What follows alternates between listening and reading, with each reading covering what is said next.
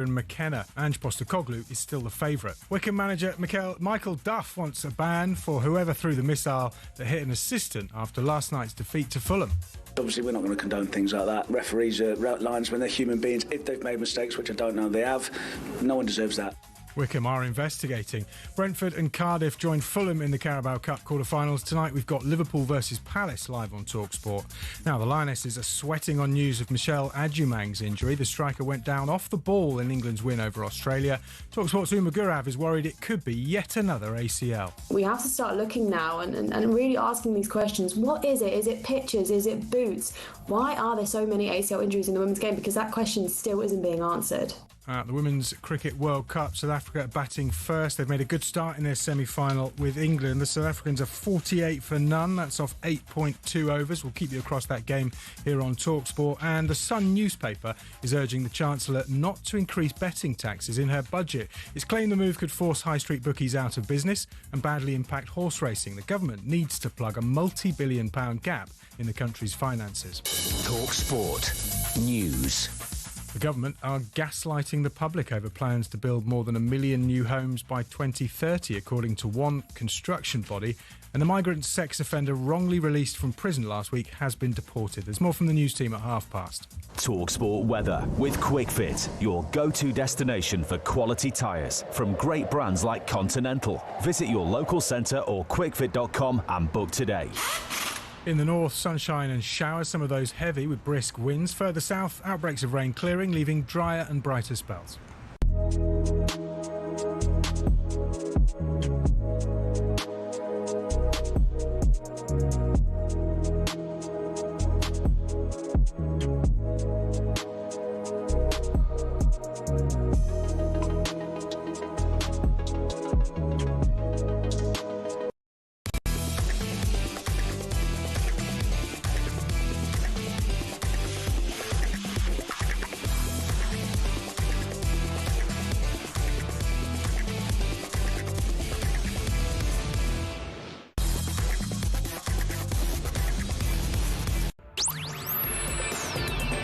Good morning, everybody. You're listening to Jim White, Danny Murphy and Martin Keown, and we are live on talkSPORT. So Brentford, Fulham and Cardiff all progress to the Carabao Cup quarter-finals.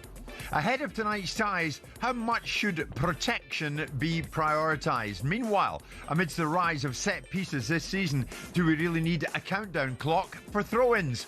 Also today, are players galvanised by returning club legends? Legendary British cyclist Mark Cavendish will join us. Was Mourinho right all along when it comes to referees in Turkey? Are goals no longer the priority for a number 9? And what constitutes a crisis for Liverpool? This is Jim White, Danny Murphy and Martin Keown, and we're live on talkSPORT. 100% engagement. Jim White and Simon Jordan on talkSPORT. Now, I don't think I'll ever forget the expression on Mark Cavendish's face just moments ago. Mark has now holed up in the green room and will join us about 10:30. But he had to endure listening to Martin Keown telling him just how difficult it is to cycle in a bus lane in Oxford. I mean, I will never... He's like, what?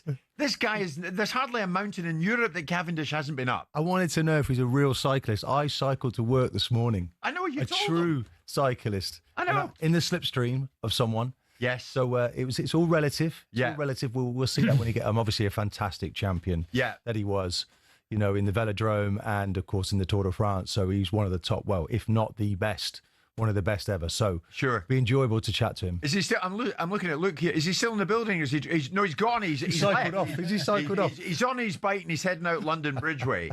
I mean, I'm not surprised. That was memorable. Danny Murphy, is this a talkSPORT first? You alongside Keown? Possibly. It's a match of the day regular, isn't it? Or We've worked together many times, but actually on talkSPORT, the memory, I've been here so long now, I don't think so. So looking forward to it, yeah. No, this is a first. Is it? This it's is a first. Maybe not the last. Maybe It's the first. First and last. Oh, Simon might not come back. No, He listen, might be staying in Spain. We're looking forward to it. I said in the introduction, guys, Brentford, Fulham, Cardiff all progress to the quarterfinals of the Carabao Cup. They're all through 5 ties this evening, and we'll build up to those ties in the course of the next 3 hours on the show. But, I mean, Fulham, was that a sliding doors moment last night for your old club, Danny? Because they've had a tough start, it's fair to say, to their season. 2 wins from 9, 5 defeats, and sitting in 17th. And then they were looking at a cup defeat last night to Wickham. It got mightily close, but they're through. I mean, a sliding doors moment, what do you think? I wouldn't go that far. I mean, obviously discontent would ruminate if they'd gone out to Wickham. That's a game they should be winning. To sneak through on pens would be a relief for everybody. I actually think the position they're in is a little bit false. They've had 5 really tough away games: Brighton, Chelsea, Villa, Newcastle and Bournemouth. And in the Newcastle and Bournemouth games, they were actually well in both of those games till the last 10 minutes. Yeah. They had a last-minute winner at Newcastle against them. Bournemouth, they were 1-0 up till 80, I think 82 or something like that.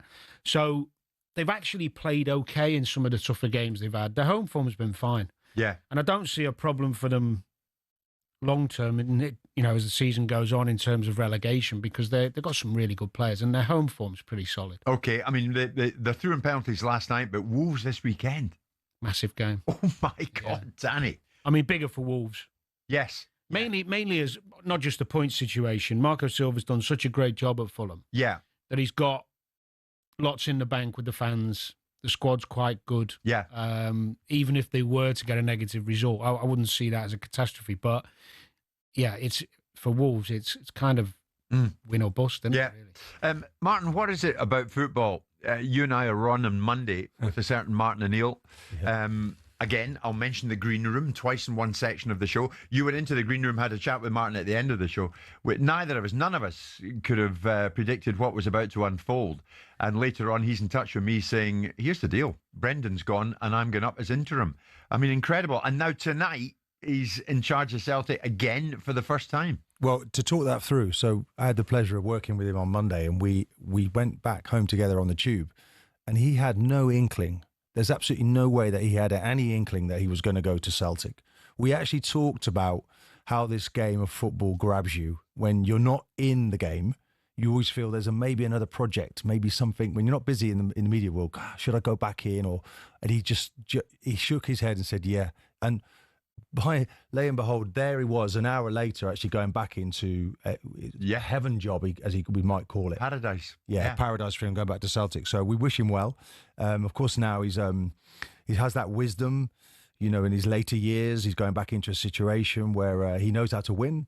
He's very proud of that involvement at Celtic. And he's going to have to make things happen really quickly because they're a long way behind Hearts right now. So, Danny, he arrived in Glasgow yesterday after speaking to only us before he left London. And I'm grateful to him for doing that. And then it was his first news conference back in charge of Celtic alongside Sean Maloney. And Martin was in good form. I know it's almost like 24 hours since I spoke to Dermot, but it is a bit surreal for me, really, at this minute. You can see, lights shining, and then I think, what have I done? And no, really excited by it, genuinely excited by it, and I would really looking forward to it immensely. But you're right, it is a bit of an addiction, but I'm not sure that kind of semi enjoying doing a bit of punditry work, which is ridiculously easy when you can sit in a chair and criticise everybody else but yourself.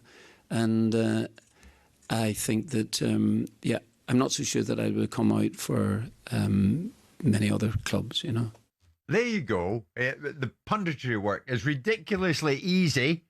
You just sit in a big chair, lounge around, criticise everybody but yourself. But Martin was in good form yesterday. That's because he's got us either side of him and Simon to carry him through. This is true. But Danny, how much kudos do club legends have with modern day dressing rooms? I mean, he hasn't been there in 20 plus years. What about the young players there at Celtic? A few of them will be that. All right, so tell me about Martin O'Neill, won't they? Well, I think first and foremost, you have a affinity with the fans, don't you, which gives everyone a boost. And that sometimes transfers to the players. If the players aren't that aware of him, or some of them don't know him particularly well, they'll do their research quite quickly and realise, what he's done for the club. And then furthermore, you take what you get when they come through the door. his character, his wisdom, his the way he speaks, his motivation. Martin's been known for years to be a brilliant motivator of players.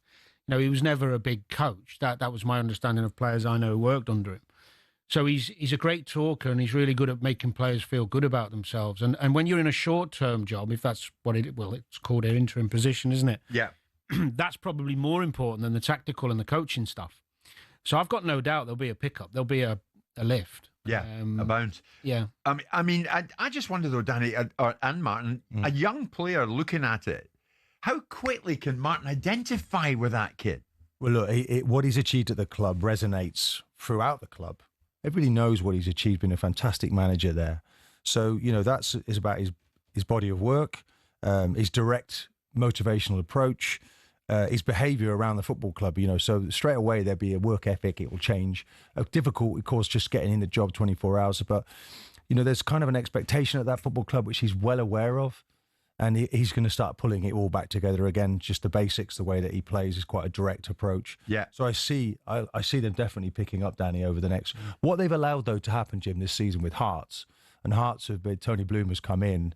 He's bought this analytical company. He now owns 29% of the club with that £10 million investment. They've bought especially well. They've got good players. They've opened the door. Celtic and Rangers have opened the door to Hearts, and they've run through it. And now it's about Rangers and Celtic gathering themselves and going after them. And Celtic, best place to do that. He can still rescue this season. Yeah. There's plenty of games, Jim. You know they play each other 4 times. Yeah. You know, that's the way it works in Scotland. So these head-to-heads are going to be really vital, but they've got to start winning. He's got a free hit, Martin, really. You think? Yeah, and he'll enjoy it. I think he'll enjoy it. He's wise. He's been there. It's not a free hit on Sunday, though, Danny. No, I don't mean it doesn't matter or he doesn't care. I mean, they play Rangers. I mean a free hit because he knows the League Cup semi-final. They're looking for somebody else. So he can go and embrace it and enjoy it. Yeah. Maybe a lot of jobs he's done in the past, you don't have that freedom to enjoy it because you know that you're trying to prolong your managerial career there. You see, I think, Danny, if they beat Falkirk tonight and they're expected to in the Scottish Premiership, if they beat Rangers in the Cup on Sunday, and he keeps winning and winning and winning, and he's got Hearts in his sights, and say they were to get up level with them and even go past them, he's in the frame for the job again. Possibly, yeah, but that's if he wants to be.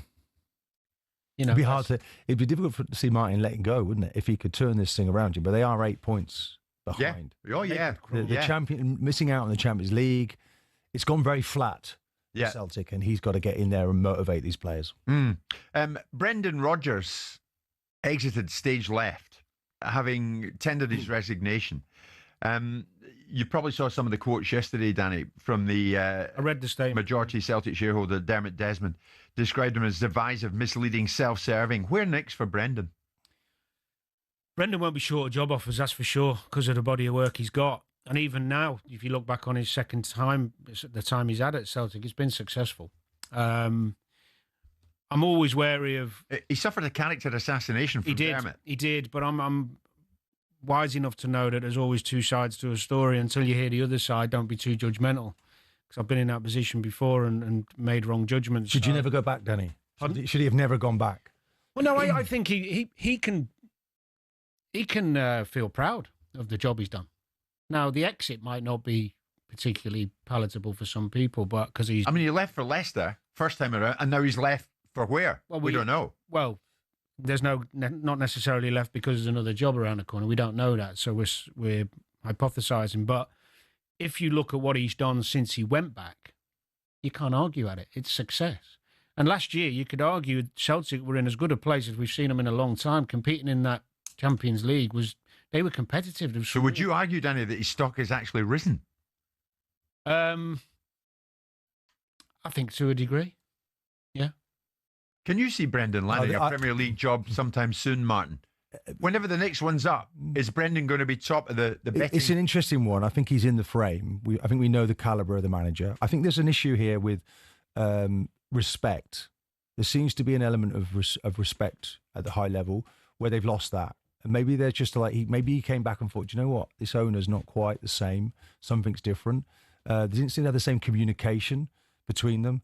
And ultimately that relationship has cost him his job, Jim, because, you know, he's obviously complained in the summer about transfers that they needed to make. Yeah. You know, when they were playing these playoff games to get in the Champions League, the investment wasn't being made. It was too late. They should have gone through. They should have won those qualification games. And I think it might have been a very different season then for Celtic. Dermot Desmond's saying that he wasn't in disagreement with him around what they were. No, he's saying that... He's actually saying the opposite. Saying that Brendan actually is making a lot of this up. Well, he was being supported and he was deciding that was essentially it. Yeah. Yeah, but that's the reason I'm saying it's always best to hear, because you got one person saying one thing. No, who do you believe? It's classic, isn't it? The reality is you can only judge Brendan on the job he's done since he's been back there, and he's probably surpassed expectation in some respects, because I never thought I'd see Celtic get to a point where they're playing Bayern Munich and pushing them to the last few minutes of a game. Yeah, but that was, qualification for the Champions League is that coefficient has cost him as well, and he didn't have to qualify for it. That's been the problem. He went in by automatic choice, and I think that's a shame for him that wasn't available. Do both of you think we'll see Brendan Rodgers back managing in the Premier League this season? It's hard to rule that out, Dan, isn't it? It's a possibility. It depends how he feels, whether he's up for that challenge. And also what comes available. Well, there may be a job, there's talk of Wolves now. I don't think he'd take that. Connection at that job. So, I don't think he'd take that. Too big a risk for him ending up in the Championship. Let's wait and see. I think he'll feel he's better than that. Well, we left this studio the other day when Martin O'Neill was on his way home for dinner with his wife, and he ends up being at Celtic. So we should never rule anything out. No, that's right. Martin addressed the troops yesterday, the media, during the afternoon, having flown back up there. And tonight it all gets underway for him. Good luck to you, Martin. We love you dearly. Celtic up against Falkirk tonight in the Scottish Premiership. It's Jim White, Martin Keown and Danny Murphy live in talkSPORT with Selco, where the trade goes.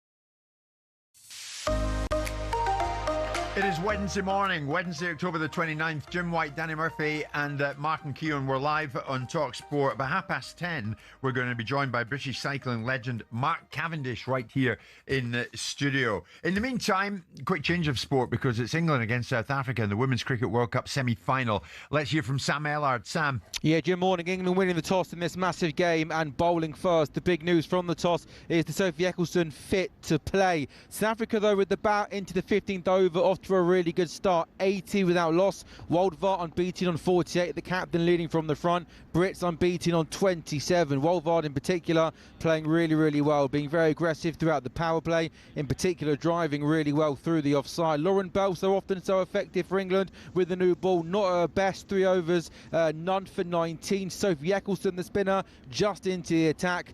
She's completed her first over for 6 runs. One chance for England. Bell missing an early caught and bowled chance to remove Brits, but it came back at her really, really quickly. A tough chance. The last time these two sides faced each other in this competition, South Africa bowled out for 69. I think it's fair to say they're off to a decent start today. England desperately searching for this breakthrough. 15 overs into the innings. South Africa 80 without loss. Sam, thanks very much indeed. Martin and Danny in studio with me this morning. You might remember earlier this year, IFAB, they run the game. They run football worldwide. They introduced an 8-second limit for goalkeepers holding the ball in open play. Now, once the count has started, if the goalkeeper fails to release the ball after 8 seconds, a corner is awarded to the opposing team. I like that. Now, they're looking to adopt a similar rule for throw-ins. IFAB are looking at introducing a countdown for throw-ins and goal kicks with the aim of speeding the game up and reducing time wasting. Now, when you look at it, Brentford, even though we love what Brentford are doing, the bees are buzzing, and I love that. Brentford took a total of 9 minutes and 18 seconds to take their 10 throw-ins against Liverpool. That was at an average of 55.8 seconds per throw. That is why, Danny, that is why, Martin, we need a countdown clock for throw-ins. Are we in agreement for that? Yep. Yep. 100%, yeah. Simple as. We've got to speed the game up. The restarts, there's just so many of them now. There's got to be a time clock of some sort on this. I think it's all part of the drama, actually. I think if you watch some of the teams, that delivery, you get a little bit nervous in the box. You're waiting, and then you lose your man.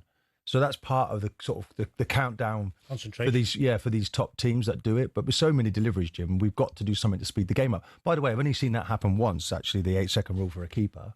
I've only seen that being applied once so far this season. So it's not whether it's working or not. I'd like to put a time. It's working. Well, no, maybe 6. Now it's gone up to 8, and they think they're trying to reduce it. It was 6 when I was playing. Was it 6 seconds? Yeah, but the referee gives a hand, doesn't it? Was it enforced when you played? No. I'm seeing the arm in the air a little bit too long from referees, by the way. I don't see keepers really applying it. You know what, I still think it could be better. I'll tell you what will speed up play. If when their corners are being taken, the refs don't go into the middle of the box every time and prevent and go and tell people off for jostling in the box. Instead of letting the corner be taken and then either giving a free kick or a penalty, whatever it is, why do they keep going in and warning the players? Because they're all holding on to each other and pushing. But let them and then give the decision. Why would you constantly stop the game to go and tell players something, give them a heads up and let them off the hook? Just do it. Let's take the corner, speed the game up. If there's a free kick or a pen, do it. They'll stop doing it. But they tell them because you lot need telling. No, but it's an interesting argument what Danny says, because if you want to speed things up, ultimately, don't keep interjecting to actually keep them on the right side of the law. Yeah. Let them make the mistakes and just blow for a pen. Or the other way. Suddenly you'll see there'll be nobody touching anybody. Yeah, but then people like you would be kicking off. Penalty? How's that a penalty? But I think people would be all right with it. I think just an adjustment needs to be made, Jim. I hate this marking, though, when they can't even see the ball completely back, close pegging. So that can't be right. But the referee's only got one pair of eyes. So, he needs to get this absolutely right. What are we witnessing, though, Martin, this set-piece league? Is it a new trend or is it a temporary craze? Do you enjoy watching it, the rise of set pieces? Jim, it's how the game has evolved. So what we have now, we have a low block. We have very difficult situations to get past with defenders, really well organised, good analysis. So what teams are now trying to do when they can't find a way through, make these set pieces count. The difference is it used to be the Stokes and the Boltons, and now it's not. It's the Man Cities, it's the Arsenals, it's the top teams, because it's another string to their bow. They're finding other ways to be successful. It's how the game has evolved. You've got to be first in class for everything. Now, if we look at, conversely, We look at West Ham, and they're terrible from set pieces. They've conceded 20 goals, and we are just into the new season. It's a disgrace. If they don't improve, they're going down. You might say more important for them is not a manager, but a set piece coach. Yeah. They're that bad at the moment. Do you know why Arteta deserves credit? Go on. He deserves credit because his ego doesn't allow him to... When you manage a big club, it's like, oh, we can't be that. We're supposed to play beautiful football. It's just beneath us. And he's gone, do you know what? We're damn good at them. I mean, don't get me wrong, Arsenal play good football as well. So they've got the best of both. Yeah. But he doesn't care about the perception. And when you look at the numbers they've scored from set plays compared to everyone else, how can anybody criticise it? Well, 16 goals for Arsenal in the Premier League, 11 from set pieces. I know, but the numbers for the last 2 or 3 seasons for their set plays is ridiculously high compared to everyone else in terms of goals scored. And I don't care. Look, if you go to a place like Brentford at the moment and come away with a win, they'll have tested you and you've had to defend well, right? City did it. They went there and got a win recently, defended really well. That's a challenge. You feel. But there was a time, Danny, that set pieces equaled not the right way to play, anti-football. In what? In some idealistic view. Yeah, but I don't think we've not gone back to the 80s here, Jim, where it was just long ball. This is like cultured football, you could say, to the edge of the box, and then look, then they're now using the set pieces. Jim, to give you an idea from last year to this, it was 20% of goals were scored from set pieces last year. We're now at 25%. So it's incremental how it's going up. It's definitely going up. Yeah. But everybody is looking at it saying, okay, well, there's joy coming for Arsenal. Look at Brentford, Spurs straight away, totally different. Well, Van der Ven, he hadn't scored a goal for years. Suddenly now he's scoring them every week because he's got a manager who's giving him the right information. So it's very clear evidence, Jim, with good positioning, good work on the training ground. Now, what I would like to do, I've not been around a modern club. How are they doing this on the training pitch? Because we would you get pretty cheesed off standing there for hours going through set pieces. When I was at the end of my career at Leicester, Dave Bassett came in with Howard Wilkinson and I renamed them Set Piece City, Leicester Set Piece City. Yeah. One was doing free kicks and one was doing corners. They split it. They were so desperate, but they weren't far away from what you need to do. Yeah. You couldn't get the players to apply themselves. I think now they sit in a room. I think they go through it in detail. There's better ways to learn things, and they go out and just implement it and do it much quicker, and they're taking it on board brilliantly. See, I think any which way you score is fine. So do I. I mean, the use of long throws into the box has more than doubled, according to Opta. And yet Jason Burton, the Telegraph, who's probably never stood in a penalty box or taken a long throw himself, the Premier League has regressed. There is a worrying celebration of more direct football this season, as if that's a good thing. And he says, set pieces mean breaking up the flow of a game. Don't we want to be fast, free-flowing football? Instead, it's more stop-start, more NFL-like. Fewer goals, less football.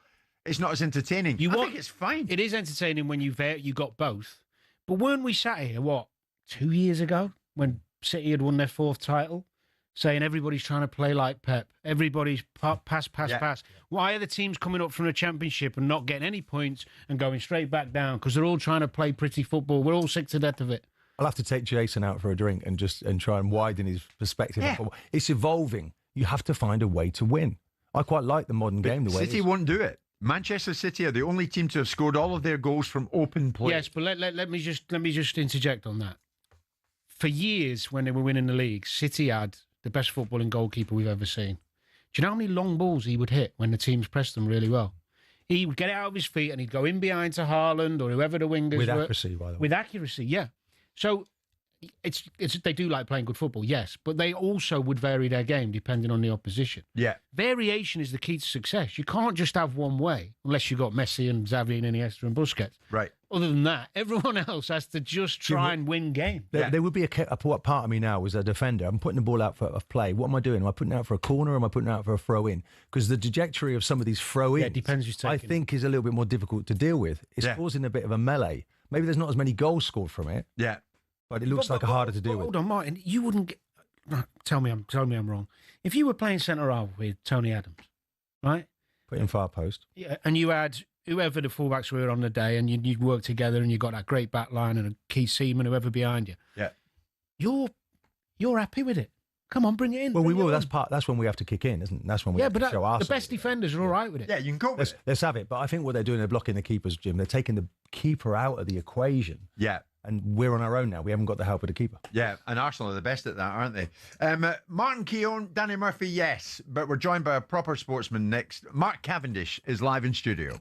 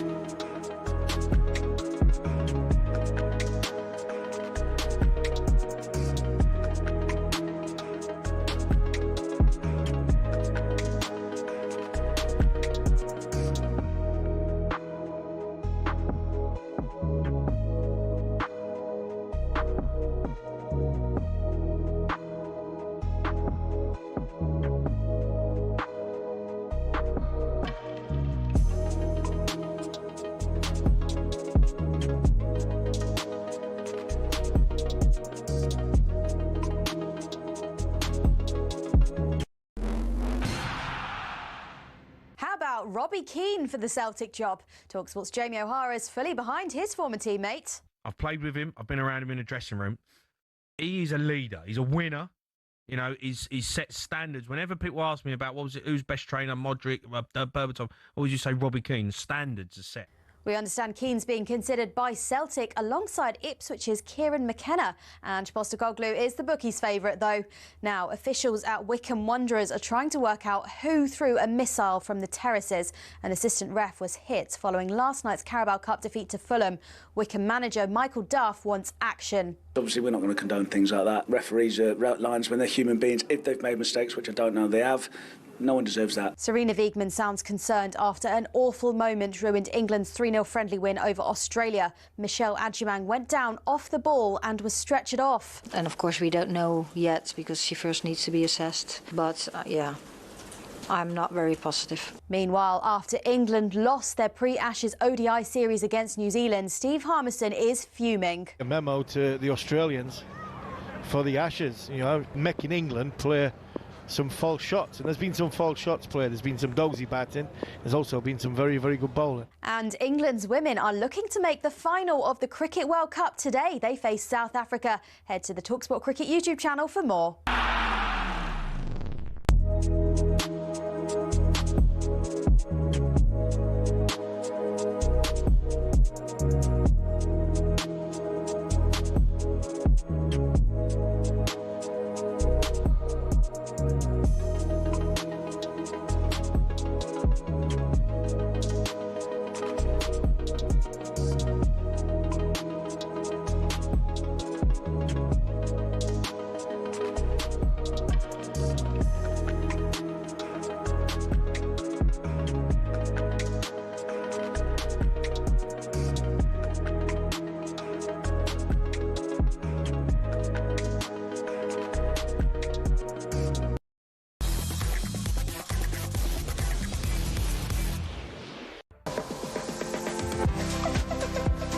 Wednesday morning. Wednesday normally means Danny Murphy, and today is no different. But it also means Martin Keown, and we're all live on talkSPORT. We're live on your TV as well: Samsung, Apple TV, Google TV, even Prime Video. Wherever you want to watch this show, you can. And we're with you all the way until 1 o'clock. I mean this in the nicest possible way. Forget Murphy.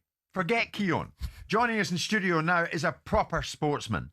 Legendary British cyclist Mark Cavendish is with us, following the publication of his autobiography, Believe, Achieving the Impossible. What a great title. At the end of 2024, Mark called an end to his 19-year cycling career, which included winning 165 races across multiple tours, an Olympic silver medal for Great Britain at the 2016 Games, and he broke a 48-year-long record at the Tour de France, surpassing Eddie Merckx's with 35 stage wins. Not bad, but unlike Martin Keown, Mark Cavendish, you have never cycled in a busy bus lane in Oxford.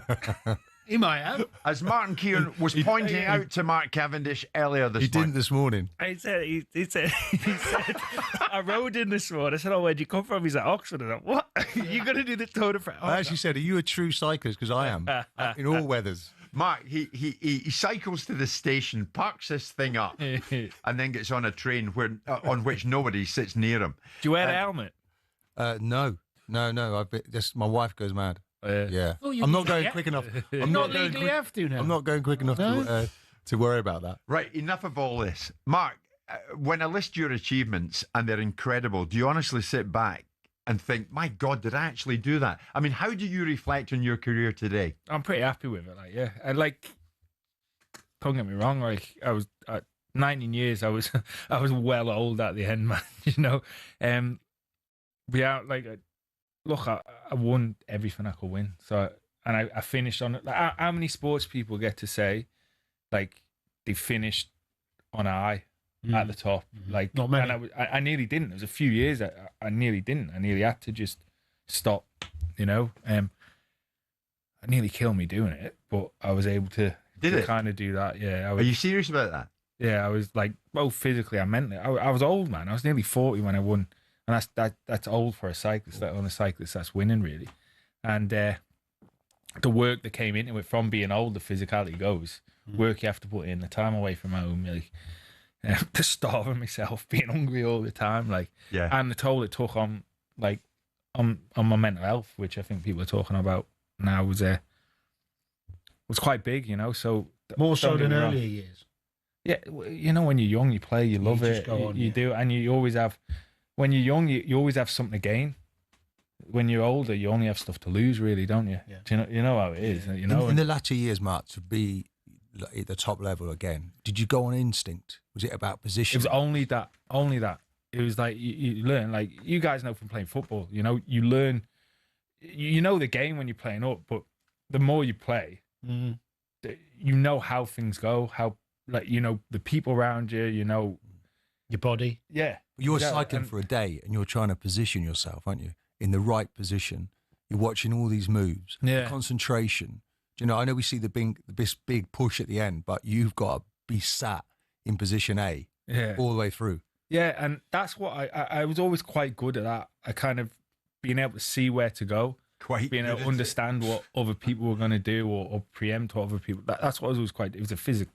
You have to know where they are in their season. And obviously, the longer you do it, the more that becomes like natural, doesn't it? It becomes instinct and that. Yeah. I mean, you're a legendary sprinter of your sport, and you would reach a peak sprint speed, am I right, of around 74 to 78 kilometers an hour. Yeah, on the flat, 46 to 48 miles per hour on a bike. on a bike. You haven't been that fast in a car, Jim. This is true, Danny, with my OAP sticker. But I mean, were you naturally fearless? Yeah, a little bit. I think so. Yeah. As well, when you're doing it, like anything at an elite level, isn't it? Any sport at an elite level, it's a step above anything else. You know, everyone can ride a bike, everyone can play football, everyone can drive a car, but when you're doing it as a profession, there's always that. There's a talent there that always it's a different level to what a normal. That's why you're doing that as a profession, isn't it? Yeah. But yeah, I was always a little bit that little line. Yeah. When they say sprinting, can I just ask, because some people listening, I'm not very well educated on cycling. We're still talking big distances, aren't we? Yeah, Tour de France it's 3,500 kilometers over the 3 weeks. So it's 2,500 miles over 3 weeks. We race every day. It's 21 stages. There's 2 rest days. Right. So you do normally 10 days, then a day off, then 6 days, day off, 6 days. Right. So 35 stage wins. I mean, Mark, this fascinates me. You stay with the pack, and then you make your move when you think it's right to make your move. But staying with the pack is grueling in itself, I would have thought. Yeah. So then the big sprint finish at a time when you at least want to have a big sprint finish, is it? Yeah. Right, there's a common misconception that a sprinter just does a few hundred meters at the end. Like, we obviously have to do what everyone else does to get there. And physiologically, like, I'm not made to go over a hill. I'm not made, like, physiologically, doesn't matter how much I train, I can't do it like someone with those muscles. But yeah, everyone, as the speed gets up towards the end of a race, like, your heart rate's high, you're in the red zone, you're fatigued, you know. And anyone can go and sprint on a bike, I guess, but it's being able to sprint when you're on the limit. That's the difference that makes it. So yeah, I have to say, I have teammates. And it's weird cycling because it's an individual. It's a team sport, but one winner. Do you know? Yeah. But you've got sort of 2 competitions going on in one, haven't you? So you've got the yellow jersey, you've got the green jersey. Yeah. So when did you say, okay, I'm going to be a green jersey expert? When did that become? Because it's kind of different. It's a points race. Yeah. And you got the time race for the yellow, haven't you? I kind of knew when you're like 17, 18, when you're becoming like a grown up, I guess. Now, when you're young, you're like. You don't specialise, is it? I get. Tell me if I'm wrong. I guess it's the same in football. You could go and goal if you want when you're a kid. Yeah, you can play in any position. Yeah. You just play. Yeah, and it's the same as when you're cycling. I just won races when I was a kid. Then when you turn pro, you have people you naturally fit into a category, don't you? You know? Yeah. I mean, it seems almost obvious to ask it, but I'm going to ask it. In the 3-week Tour de France, the toll on your body, Mark, let alone mentally. Did you at times waking up and think, I can't do this today? Every day, mate. Every day. Every day. Well, mate, I spent 20 years tired and hungry. 20 years tired. Or did you waking up some days and think, right, I'm going to nail this today? Or on other days you think, I'm not up to this. I'm spent. Yeah, like, look, it's your job. Everyone else is in the same boat, aren't they? They're all doing the same thing. Everyone's tired. Everyone just is a bit like... When you say hungry, do you mean like because obviously you're burning that many calories and you're working so hard? Can't you just refuel with what you want? Do you know? So cycling is based on your power to weight ratio, right? Do you know? So actually, you want to be as strong as you can with it, but being as light as possible, right? Because you're going up the and like jockeys, aren't you? Yeah, it's like that, exactly like that. But you have to have enough to fuel yourself without extra, without excess. See what you mean? You know. I've got to say, the next time we talk about player welfare, you knew this had to go. Oh, we can't play on a Tuesday because we played on a Saturday. This is their occupation. Do you laugh at that, Mark? Do you know what? I have to admit. Come on with me. I have to admit, cyclists do laugh at that. They're like yeah. I know what it's. I don't know what it's like to play a game of football. Like every other sport does this, don't they? Surely the rowers look at you and say, "What are they worried about?" Yeah. We really go for it now. Yeah, do you have a chuckle at this? Do you know, in terms of like accumulative fatigue, yes. Like, I think any professional sports person has the utmost respect for any other professional sportsman, no matter what the sport is, because to be able to be the best at what you do in any sport, normal person cannot comprehend it, you know? Right. But in terms of accumulative fatigue, like cyclists will always laugh at anyone else who's. Mark Cavendish, we will made our day. Well, I have to agree with him. Well, you never complain about it, Danny, because you're always one that goes after every game when you play. Yeah, but if you want to be a winner, you give the maximum in whatever sport you're in. You can't define which is more difficult than the other. Yeah. You know, you just want to win. You ask these Premier League players. Now, you ask a Chelsea player who's had, 2 weeks off with the Club World Cup this season. You know, and does he want to play in the Carabao Cup? Yeah, quit while you're he doesn't. Ahead. Yeah. Mark, you just nailed it for us. I loved that moment. Believe achieving the impossible. More with Mark in just a second.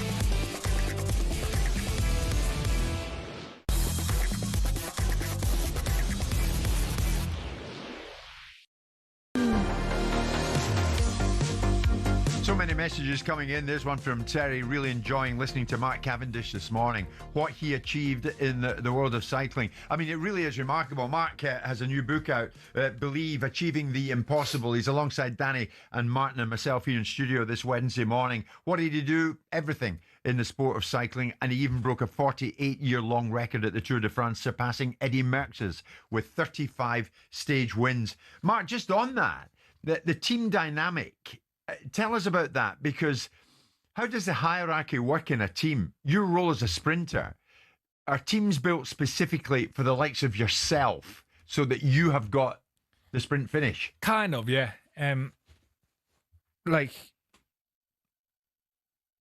Teams who want to win across all day. Tour de France is 21 days. You know, your ideal thing, you'd have a specialist for each day to win, whether it's a mountain, whether it's a sprint, whatever. If you haven't got, I don't know, the budget to be able to get the best for that, or you have someone that if you can try and make a sprint happen, then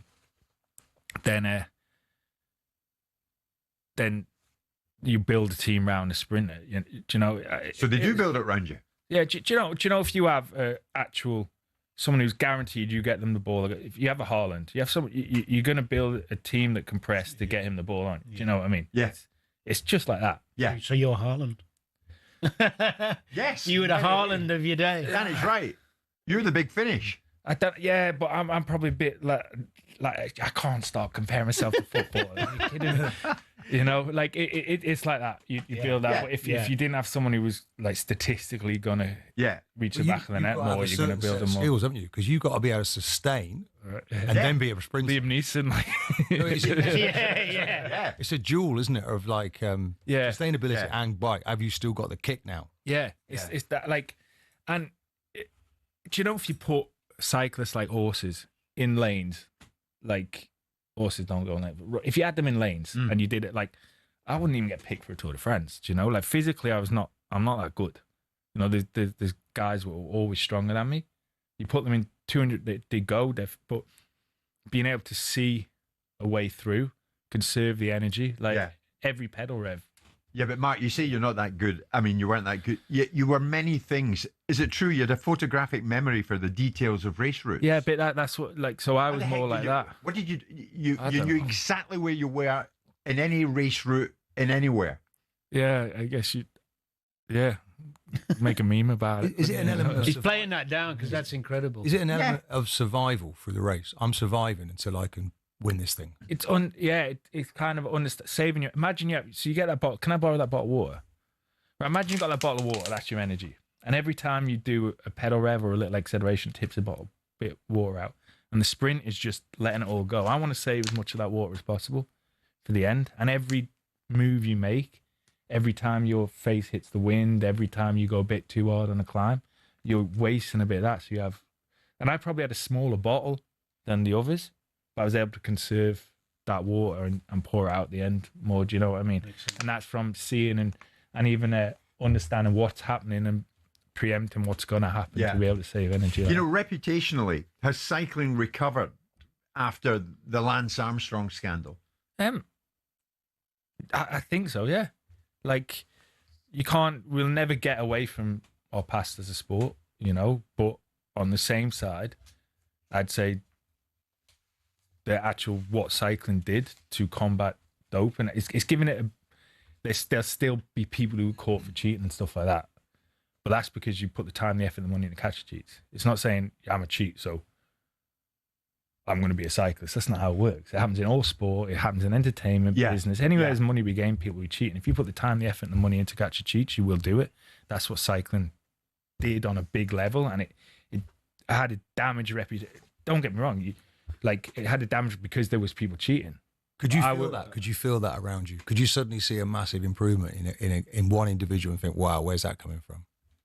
Yeah, you could. But I think as a sports person, you can kind of see it in other sports as well, I guess, you know, without being an expert. Yeah, it's not just limited to cycling, I get that. But was Armstrong an idol of yours? Yeah, he was growing up, you know, and Lance was very good to me when I was young, you know. And I think obviously Lance gained a lot more than anyone else from the sport. So likewise, he lost a lot more than anyone else in the sport. You know? But I think cycling as a whole, like, I tell you, I could not have done what I did in the sport if cycling was how it was in the past, you know. And I think I've still have to now. 20 years later, I'm answering questions about it, which will always be the case. But it's actually nice to be able to talk about how I see it and how I've experienced it. Sure. Do you know what I mean? And know that, like, fundamentally, I believe I've raced in one of, if not the cleanest sport in the world, because they do this stuff to combat doping now. Yes. When you raced, there was only water in the bottle. There wasn't. Yeah. Nice. Mark, here's the thing. We can't let you go today. I don't want to let you go today without touching on this, because you've had highs, of course, many highs and great experiences in the sport. But in 2017, in the book you go into it, you're diagnosed with Epstein-Barr virus. It's a debilitating virus, obviously. You tell me. It's basically glandular fever. Like glandular fever comes from Epstein-Barr virus. We all, pretty much all of us have it. We get it when we're a teenager. Which leads to muscle fatigue. Yeah, and it lays dormant in you. But it's quite prevalent to come back in endurance athletes, like hyper endurance athletes, because your body's under fatigue, you know. And I got normally you take a couple of months off and you kind of recover from it. Mine was a bit misdiagnosed and ended up put me on my knees for a couple of years, actually. Do you know? I mean, you're strong on this. You don't go from being the best in the world to not being even capable. And you think, how's it happened? It turned into stress at home. I was a nightmare to live with. Were you? Well, I think any sports person, you know, if you can't do your sport at a high level, that's your life. It's how you make your living. It's everything that you are, like, as a person. Like, if you can't do that, it's not going to be easy, is it? You know, I'm lucky I had a supportive family and a supportive network around me. You know, that network got well small with that. Like, when everything was great, I had a massive network of people. When things weren't great, and like, as you get older, I mean, as worse things happen, that network gets smaller and smaller, doesn't it? You know, and actually, you can be quite, in a way, it can be quite a positive thing that it takes. What was the change like once you'd realised this wasn't decline, this was a health issue? I told everybody there's something wrong. No one really believed me. Yeah. Was that feeling? It was better for my mind, because you knew, like, you know, if there's a problem, you want a solution, don't you? Yeah. And to have that, to know what it is, at least you can start working on a solution. The odd thing then was getting a job, which I talk about. I couldn't get a job after that. I was like, I'd done everything I'd done. And there's people who've never won a bike race. I'm likely never win a bike race, who will get a job before me, who'd won all these bike races. But I'd been sick. Do you know what I mean? Yeah. And I talk, and you know, I can sit here, it's easy to go and start moaning about that, but it's a life lesson. I got to do what I love as a living, you know, so being able to ride my bike for a living and not be able to not get a job for that, it's like, I can't really complain about it, but there's a lot of life lessons you can learn in. Mark, is that where the title comes from? Belief? Yeah. Like that down period when you believed in yourself and kept going as well? Yeah, not just down, but I think, I truly believe, excuse like using the word, but I truly believe that you can do whatever you want to do. Like, this sounds so cliched, but I really mean it. Like I said before, I'm not physically gifted. I truly believe if you work hard enough at whatever you do, you can get what you want. You know, there'll be people who have it easy if they're talented, you know, and I have more talent than other people for sure. But if you work hard, the harder you work, the better you get. And you work hard enough, you do whatever you want. Mark, absolutely brilliant. And of course, even though Epstein-Barr virus, you suffered with it, you came back. And I want to touch on that. So we'll finish off with Mark Cavendish, the other side of this break, for 5 minutes or so. Mark, terrific stuff. Mark Cavendish live in studio with us.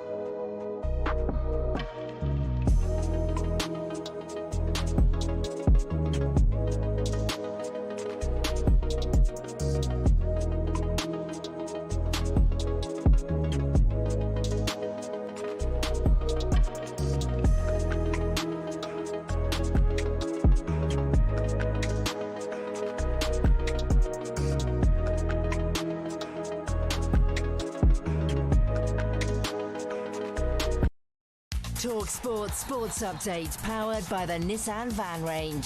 Commercial vehicles that go the distance for your business. Search Nissan Vans or head to your local Nissan Van Centre.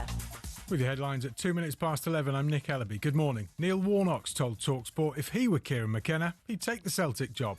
I don't think Ipswich are the force that they were, and I don't think they're guaranteed to go straight back up. No. He's been there a few years.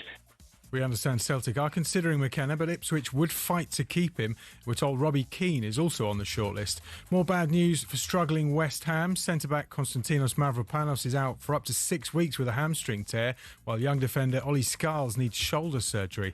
Wycombe Wanderers are trying to work out who hit an assistant referee with a missile from the terraces. Speaking after the defeat to Fulham, Wycombe manager Michael Duff wants action. Obviously, we're not going to condone things like that. Referees are linesmen, they're human beings. If they've made mistakes, which I don't know they have, no one deserves that. Tonight, we've got Liverpool versus Palace live on talkSPORT for a place in the Carabao Cup quarter-finals. At the Women's Cricket World Cup, England were struggling, but have just made a couple of inroads into South Africa. Watching the semi-final for us is Sam Ellard. Important wicket, South Africa 119 for 2 after 25 overs. The first wicket partnership worth 116 runs, but then Sophie Ecclestone got 2 wickets in the 23rd over. She bowled Brits for 45, trying to reverse sweep, and then 3 balls later, she bowled Bosch for a duck. Wolvott, the captain and leading run scorer on the tournament, is still there, unbeaten on 67. Lush has come to the crease, unbeaten on 1, but England back in the game into the 26th. South Africa 119 for 2. Thanks, Sam. And ahead of the Ashes, Aussie Pat Cummins has bowled for the first time after a back injury. Australia are hopeful their captain will be fit for the second test. There's loads of Ashes build up on talkSPORT's Cricket YouTube. talkSPORT News.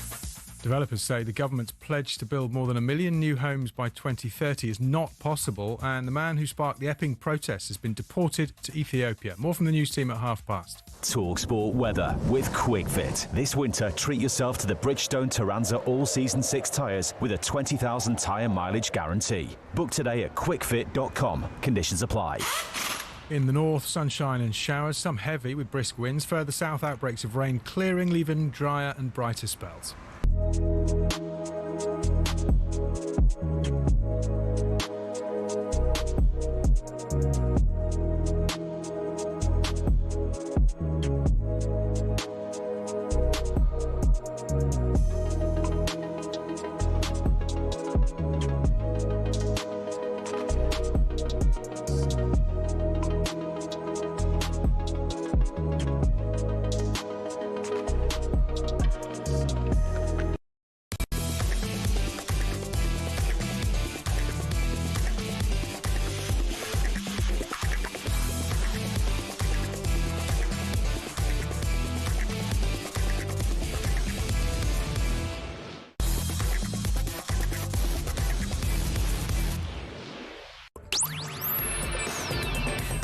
It is 5 minutes past 11 o'clock this Wednesday morning. It's Jim White, Martin Keown and Danny Murphy, and we are live on talkSPORT. A lot to get through before we leave you at 1 o'clock. Carabao Cup action tonight. Of course there is. Liverpool up against Palace, Arsenal against Brighton. The holders, Newcastle United up against Tottenham Hotspur. It's Tottenham Hotspur, I think, who Mark Cavendish follows, who's in studio with us. Am I right? You're a Spurs fan? Not the kids are Spurs fans. The kids are Spurs fans. He's Leeds. No, I'm neutral. I'm neutral now. No, you're really. not. You're a Leeds fan. I was a Leeds fan growing up. Yeah, we just talked. It's not a team in green, is it? What? It's not a team in green because your affinity with the green shirt. No.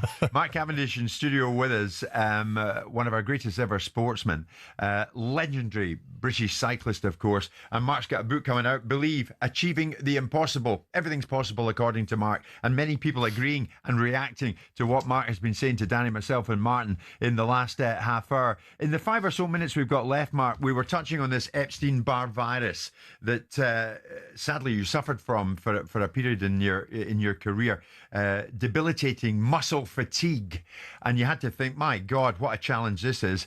But it was another challenge that you faced and you took on head on, and you conquered it, and you came back in 2021 and broke the stage wins record. Mm-hmm. I mean, how did you do that? Were you confident you could do that, come back in such spectacular style? Yeah, yeah. I don't know, spectacular style. I don't know. I knew I could win again. It was getting the opportunity to win again that was the hardest thing, really. Do you know? Did you ever believe you couldn't win again during that time? No, again, it was. I sometimes I believed I'd never get the opportunity to win again. But why wouldn't someone say, "We know how brilliant you are. I know you've been ill or been out. Here you go. Here's the opportunity." I don't know.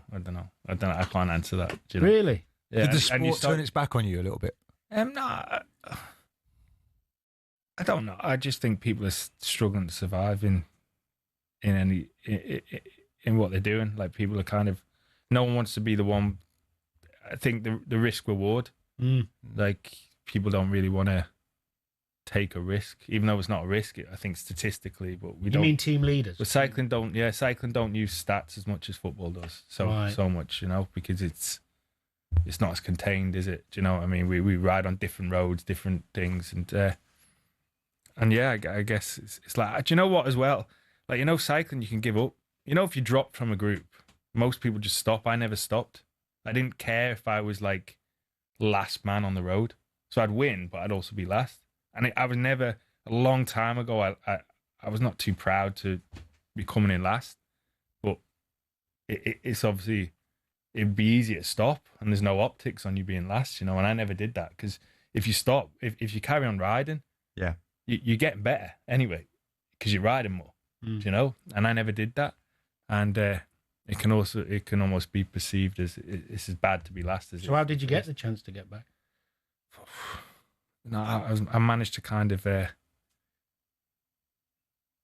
got a sponsor to pay my way into a team in 22. I knew I had to go there because I'd been at teams where the bikes didn't fit me and stuff like that. And that sounds like an excuse, but it's an objective view.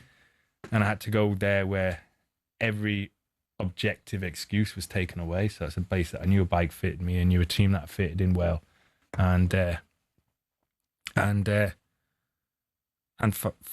find someone that, instead of them taking a risk, I'd take a punt on myself, or a sponsor takes a punt on me, and then I was able to come back in 21, and then who was the sponsor? Do it like that. It was a sponsor called Meatless Farm. Unfortunately, I think they finished it, but they're very, very good meatless products, and they just got behind you. Yeah, brilliant. It was very good. And now it's over, and we've been going on about your achievements, and there are many of those, but now it's over. I mean, how do you fill the void? I'm busy. I'm away more now than I was as a bike rider. Like, obviously, I can't lie. Like, I can, as I can capitalise off what I've done, I guess. Yeah. And you know what's nice now? Like I said, we talked about this. I couldn't get a job, but then, like, I wasn't paid well. I wasn't, like, the last years of my career, and relative. I talk about in the book. I'm quite open with figures and that in the book, and I know it's quite disingenuous to talk figures to someone who's not a professional athlete, but it's trying to be relative with it. But everyone was benefiting off my sweat, and now I benefit off my sweat. Do you know? So, and like I said, I'm a grafter, so I try and just work as hard as possible. And it's very nice seeing people ride bikes and riding bikes with people and trying to promote my sport. I love my sport, always have loved my sport, and I've been very fortunate in my career to see more people riding bikes, like, not necessarily because of me, but see the boom in this country there. And to be able to try and push that is nice. And then obviously I want to stay in the sport. I'd quite like everything I've kind of done. I'd kind of like to put that in a team perspective and have a team going forward. So if we had a 4-man race, you would not finish last. That's all I'm telling you, Mark. I mean, my money would be Cavendish, White, and then dead heat, Murphy, Keown. Maybe not. He's on his way to a spin. We should do one, yeah. We should do one now. We should go and have a race in bus lane in Oxford now, You'd have an electric bike. Lincoln bus lane of yours. Mark Cavendish, brilliant. Believe, achieving the impossible, and this fella did that and more. Good luck with everything, Mark. It's been brilliant having you on board today. Thanks for having me, guys. Thank you. Mark Cavendish with us live in studio. We'll get back to some football chat shortly, but thanks for all the messages. I'll pick out one or two before we move on. Mark Cavendish with us this Wednesday morning, live on talkSPORT, courtesy of Selco, where the trade goes.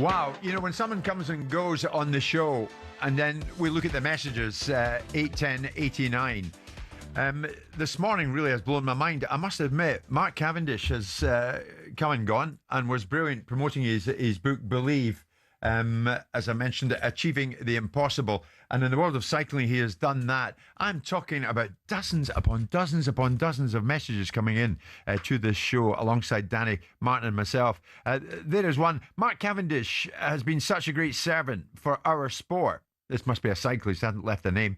And now he's working to promote the sport even more. He is indeed a legend of a rider. Congratulations on all your success, Mark, and your resilience. Incredible individual.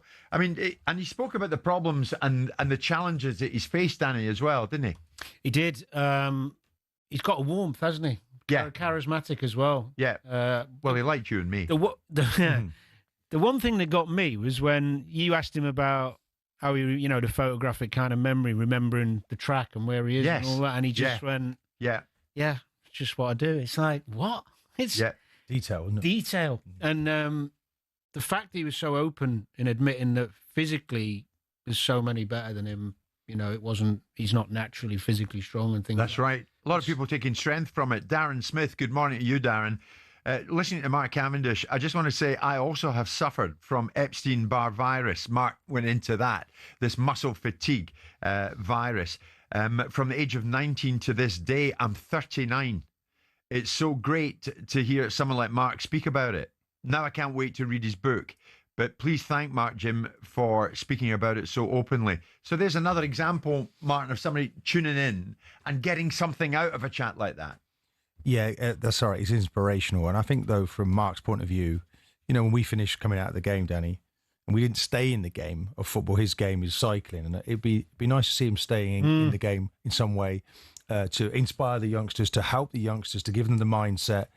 You know, he pretty well a one-off, but he's got to share that knowledge. And I hope he stays prominently within cycling because he's been a legend of the sport. The messages, Martin, honestly, Toby in Maidenhead, there's always debate over Britain's greatest sportsman. To be Britain's greatest, you should be the best in your sport. Mark Cavendish is the best sprint cyclist in the history of the sport. Believe me. Britain's best ever athlete. Yeah, maybe. Toby in Maidenhead. I mean, there's a lot of love out there for Mark Cavendish. A, what he achieved, and B, what he came through to achieve it. And came back to achieve more, Danny. I mean, you boys were in, and he was in a team sport as well to a degree.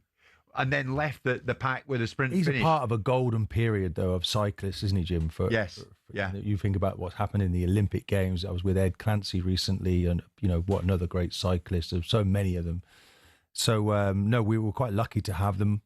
You know, I think, is it Brailsford that was, he didn't sort of transfer those skills quite as well into football. No. But certainly did well in cycling. Yeah. I think dedicating your life to something and being so good at something and so determined, resilient, when the financial rewards aren't particularly great, says everything about him, doesn't it? I mean, not that we started playing football when we were young for financial rewards. That's not what I'm saying. But the reality is that as he got more success, he kept succeeding from some inner the love of the sport. Yeah, yes, yeah. He was addicted, wasn't he, to winning? Yeah. He was indeed addicted to winning. It's a round of 16 tonight, the Carabao Cup, and some interesting ties. One of those would be Wolves against Chelsea. And yet going into it, is it slightly ludicrous to suggest that players need protecting before we're even out the month of October because there's so much football, in other words?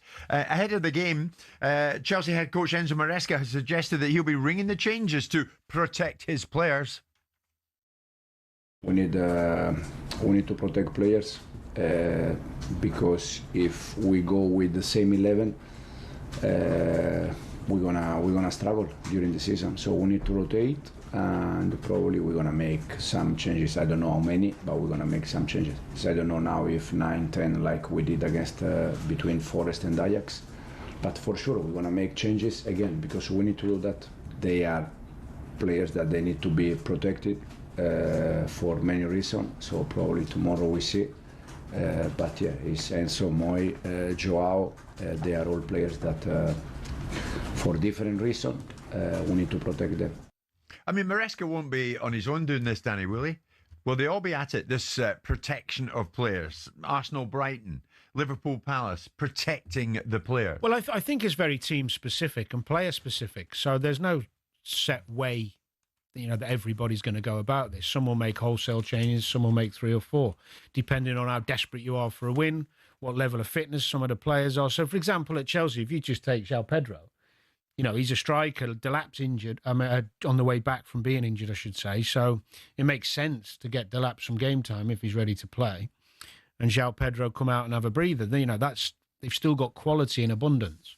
I think fans get frustrated when you're a club in the Premier League where you may be not in Europe, and the chance of a great cup run's on the cards, and all of a sudden you see 8 changes and they lose to a team lesser than themselves. I remember we were chatting on here not so long back when Everton lost at Wolves in the Cup. Yep. And he made, I think, 7 or 8 changes, if memory serves me well. And the Evertonians were coming on in their droves, fuming. And I understood that. So it's very team-specific, Martin, don't you think? And in the case of Jim, of Chelsea, they effectively have had last season 11.5-month season. As much as I know that pains you, that they literally had sort of 3 weeks off, didn't they? They are the Club World Cup winners, but they were paid a penalty for that. So against Ajax, they made 10 changes in the Champions League. So they're going to make 10 changes in the Champions League. You'd be pretty certain they're making changes for tonight's match. There's no doubt about that. Yeah, but the man who's just left is Mark Cavendish. Did admit that in cycling, we have a bit of a snigger at this football player welfare thing. Yeah, but what we do respectfully, we understand their sport, but he's not in our sport. Now, if you're in our sport, you fully understand it, that they're going to give a break to these players. So for Maresca, it's about using the squad. Okay, it's like a double season. We're not getting any kind of rest. So we will, through the season, we'll pick moments when people get rests. And that's what he did against Ajax. And he'll do that tonight. Well, he did it last season, Martin, to get the success in the Conference League and still finish in the top 4. He did. So you could argue for him it works, but it works because he's got so many good players. Not everyone has that luxury. Yeah, but you're not in the player welfare bandwagon as well. No, I... Why not?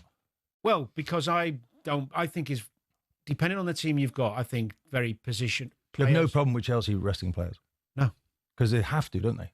I'd have a problem with it if they were losing and they were struggling and they were picking players who were losing them games. The reality is they're not in the conversation. When you talk about player welfare, my belief on it is that every player should be ready to play every game and not whinge about it. I don't like hearing players whinge about having to play too much football. I mean, did you need 72 hours rest between games? Probably, but it wouldn't bother me if I didn't have it. Would I be able to play better with more rest? Yes, of course. But would I ever, while I was at Liverpool, whinge about playing 3 games in a week or 6 games in 10 days or whatever it might be? Never. No, but you do. Whenever I've argued in this situation, I want to play in every game. Yeah. Make that possible for me. Separate the games and give me a realistic chance of playing in these games. But you have to be superhuman now to be able to play for almost for a 12-month season, which is what we've effectively got, Jim. You get to the end of the season in May, then you've got your internationals, end of June, then you've got a World Club tournament, which ends the end of July, and we start a new season. That's only a midway through August. Tiny, small minority of players. Yes, but it's the topic was about resting games for Chelsea tonight. So Chelsea, yeah. I see why Maresca's doing it. Yes. Now, look, conversely, now you've got Wolves in the opposite seat. But they're clinging to a Premier League. They haven't won a game yet this season. So it's like, okay, there's a tricky one now for this manager. Right. Because how long will he be in the job? But what's the priority for him? Does he want to be in the Premier League or does he want to win a cup? But look at it tonight. It's Wednesday. So Chelsea going against Wolves tonight in the Carabao Cup. 90 minutes, let's say they win it. Could you feasibly start that same Chelsea team, Martin, in the game against Tottenham at 5:30 on Saturday? Of course you could. There you go. But he doesn't need to. Doesn't need to. And he simply won't, will he? But if he had to, if he comes through, if all his players come through unscathed tonight, could he do it at 5:30? Yes. Well, the thing is though, But you're saying you've got to be superhuman to do things like that. No, he's saying superhuman for play 12 months. But not many players have to do that. Because Jim, so what we're going to do, if you're the manager of that football club, we're going to say, right, okay, do you know what? Jim can't possibly do all these shows. We can't do Monday, Tuesday, Wednesday, Thursday, Friday, Saturday, and Sunday. He wants to because he says he needs the money, but we know he's a very wealthy guy. So what we're going to do, he's going to do 3 days a week because that's what I think is better for him because he performs better. And we can use another guy in there. Sam Matterface is doing okay. We're bringing him in, okay? This is just about management. If you've got the people available, use them. That's what Chelsea are doing. in the Wolves camp, it's different, Jim. He's clinging to his job. He has got Fulham at the weekend, who have lost 4 games on the bounce. So for me, he's got a dialogue. For me, the game is the weekend for Wolverhampton Wanderers, not necessarily against Chelsea tonight. Yeah, but then you could argue, so Wolves won, and this is why it's individual. So if I'm at Wolves and I'm the manager and I'm a player, play the best team, win a game against Chelsea, give yourself a load of confidence and energy going into Fulham. Right. That's the way I'd be thinking. Yeah. And I just think it's gone too far the other way now, where some clubs, not all, but certain clubs will be making sweeping changes. I know you have to keep players happy as well. That's a dilemma that probably wasn't in our day. But you've got to give players game time to keep them happy. But I'd be generally picking my best team that I could. Arsenal will pick up their strongest team tonight because they've had a catalogue of games. You're saying it's only in October, but they've got to be thinking of the wider season, Jim. They're going to be... I expect Arsenal to make wholesale changes tonight. They might even be without a centre-forward But they can and still be a brilliant... They can have a really strong team. They can, full of 11 internationals. But Danny, you're saying to me, if you're a Wolves player at this moment, and they're struggling, and they are, but you want to play against Chelsea tonight in the Carabao Cup, you also want to start the game, do you? Is that what you're telling me? At 3 o'clock on Saturday at Fulham? 1,000,000%. They almost have to, Jim. So you're not even thinking about, do I need rest? Do I not need rest? You're in. Well, in. Let's go to Liverpool tonight. Right, Liverpool are fortunate as well because they've got a lot of internationals desperate for a game. But if I'm Arne Slot and a Liverpool player, and let's say I'm Virgil van Dijk and I'm a leader in that team, I'm looking at the manager going, do you know what? Let's go. I hope you go strong tonight. So you can get a win, get this confidence up again. Now, he will throw a few others in, but they're good players, But if he goes wholesale and makes 8 changes and loses at home to Palace, what? Jim, in the What case does of, that do to everyone? To flip-flop around, but in the case of Wolves, when you look at the surgery that they've had with the likes of Cunha gone, Ant Nouri gone, Fabio Silva gone, Semedo on a free, they've not got the players there anymore. They're where they are for a reason. They've cashed in. They had a problem with financial fair play.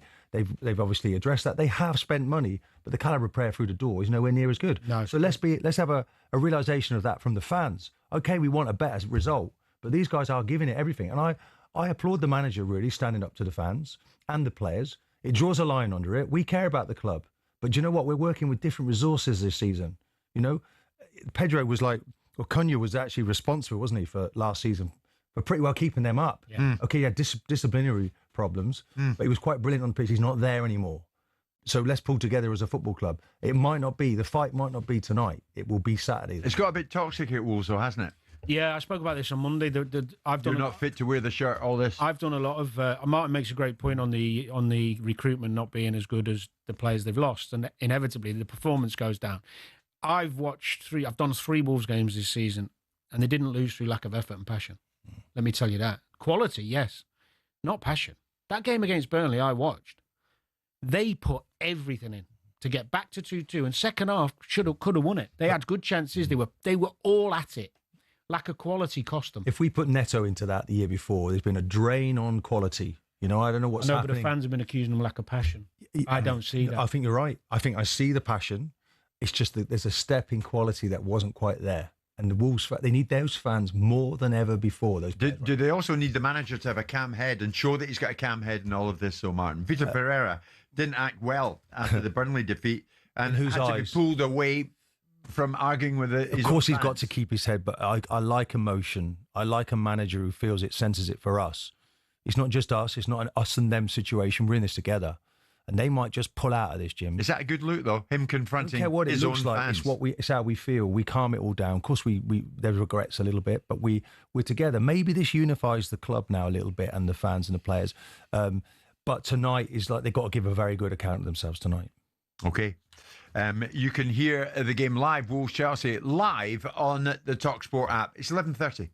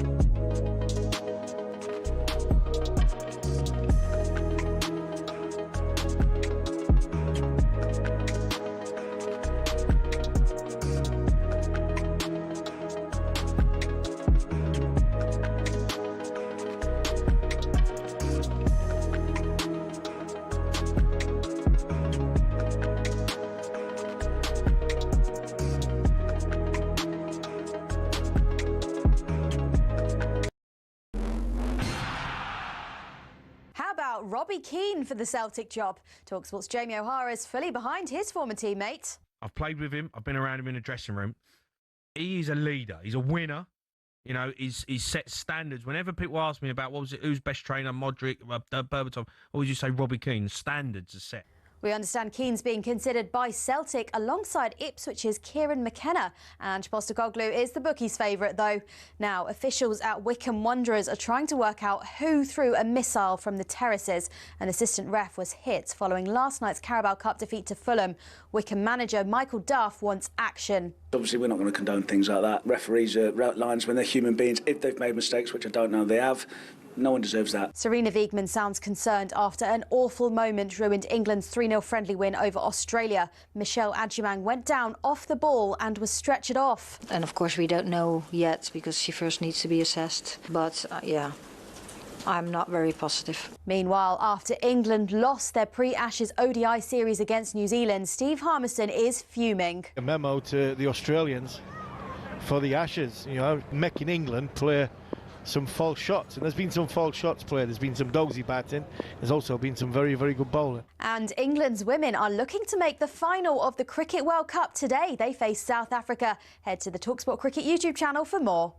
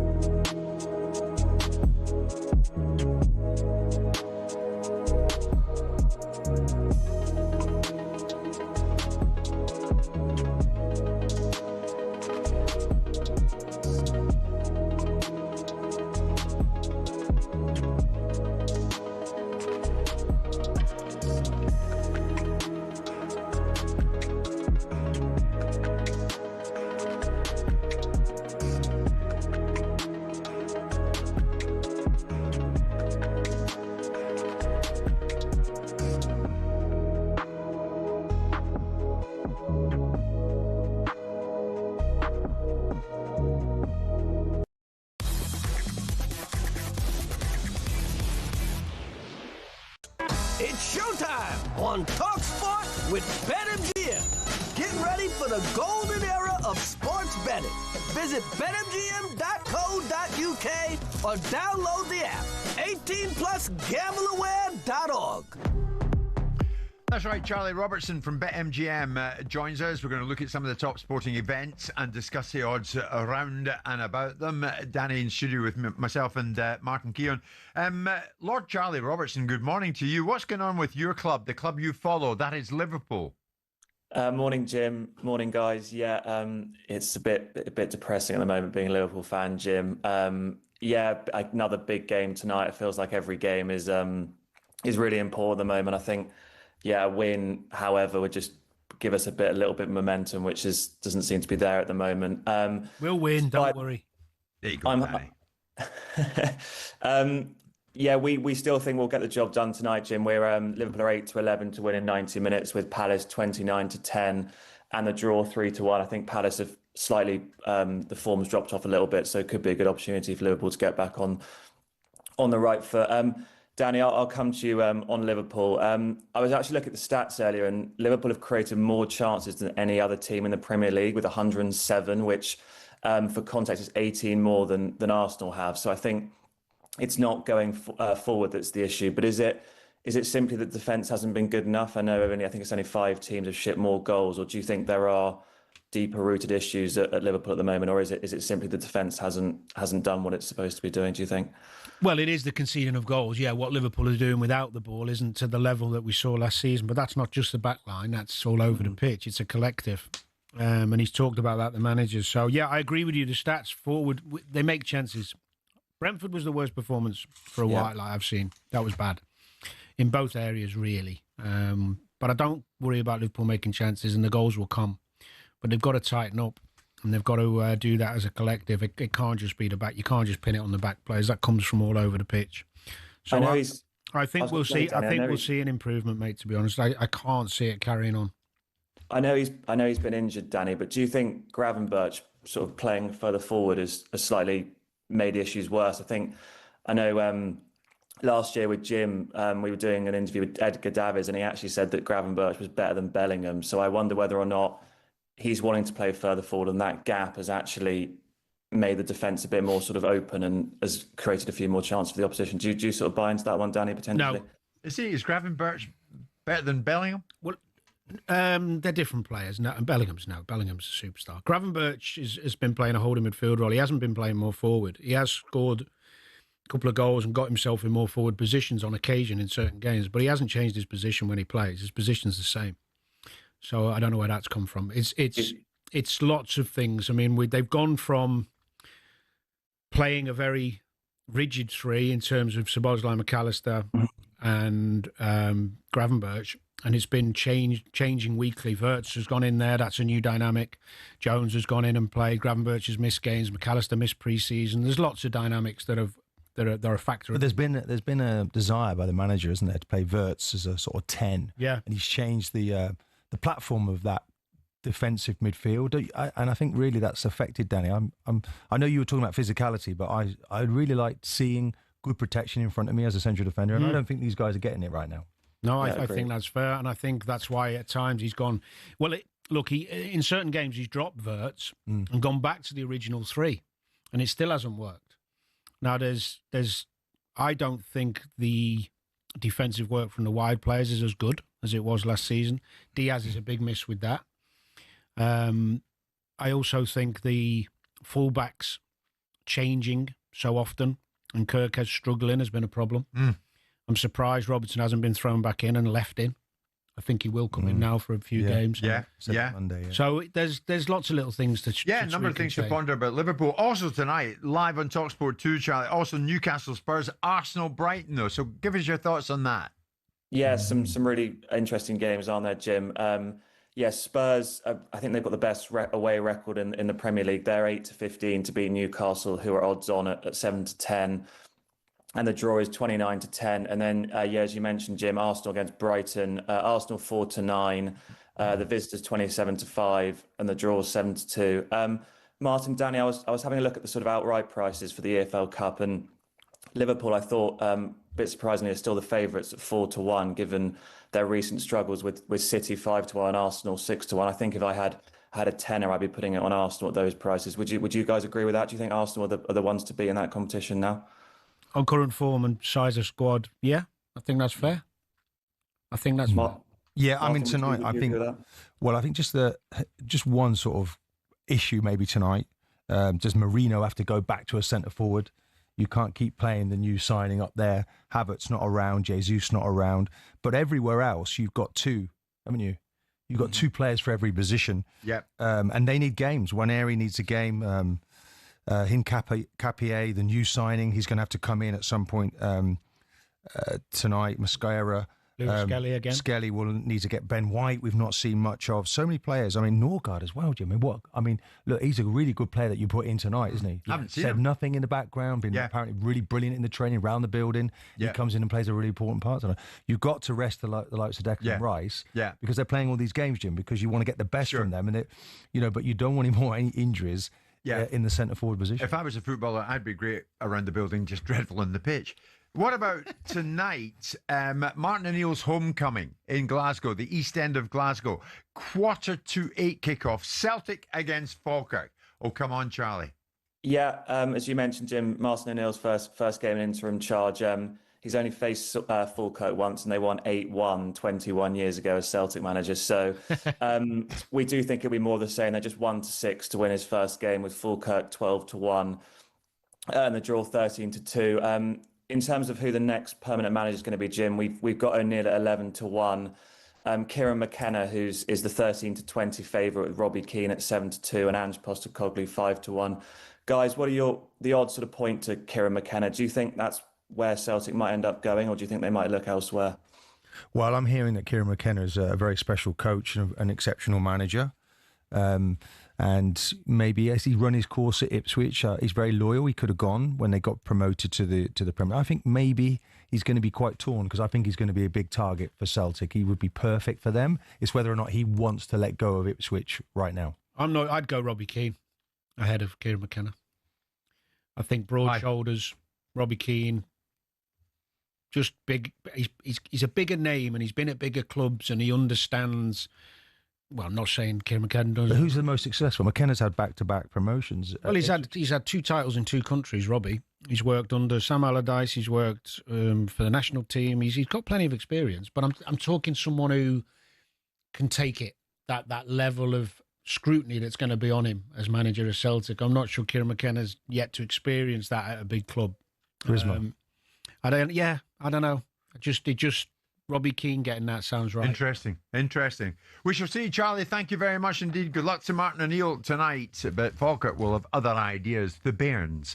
That was a look at the latest odds thanks to BetMGM. Visit betmgm.co.uk or download the app.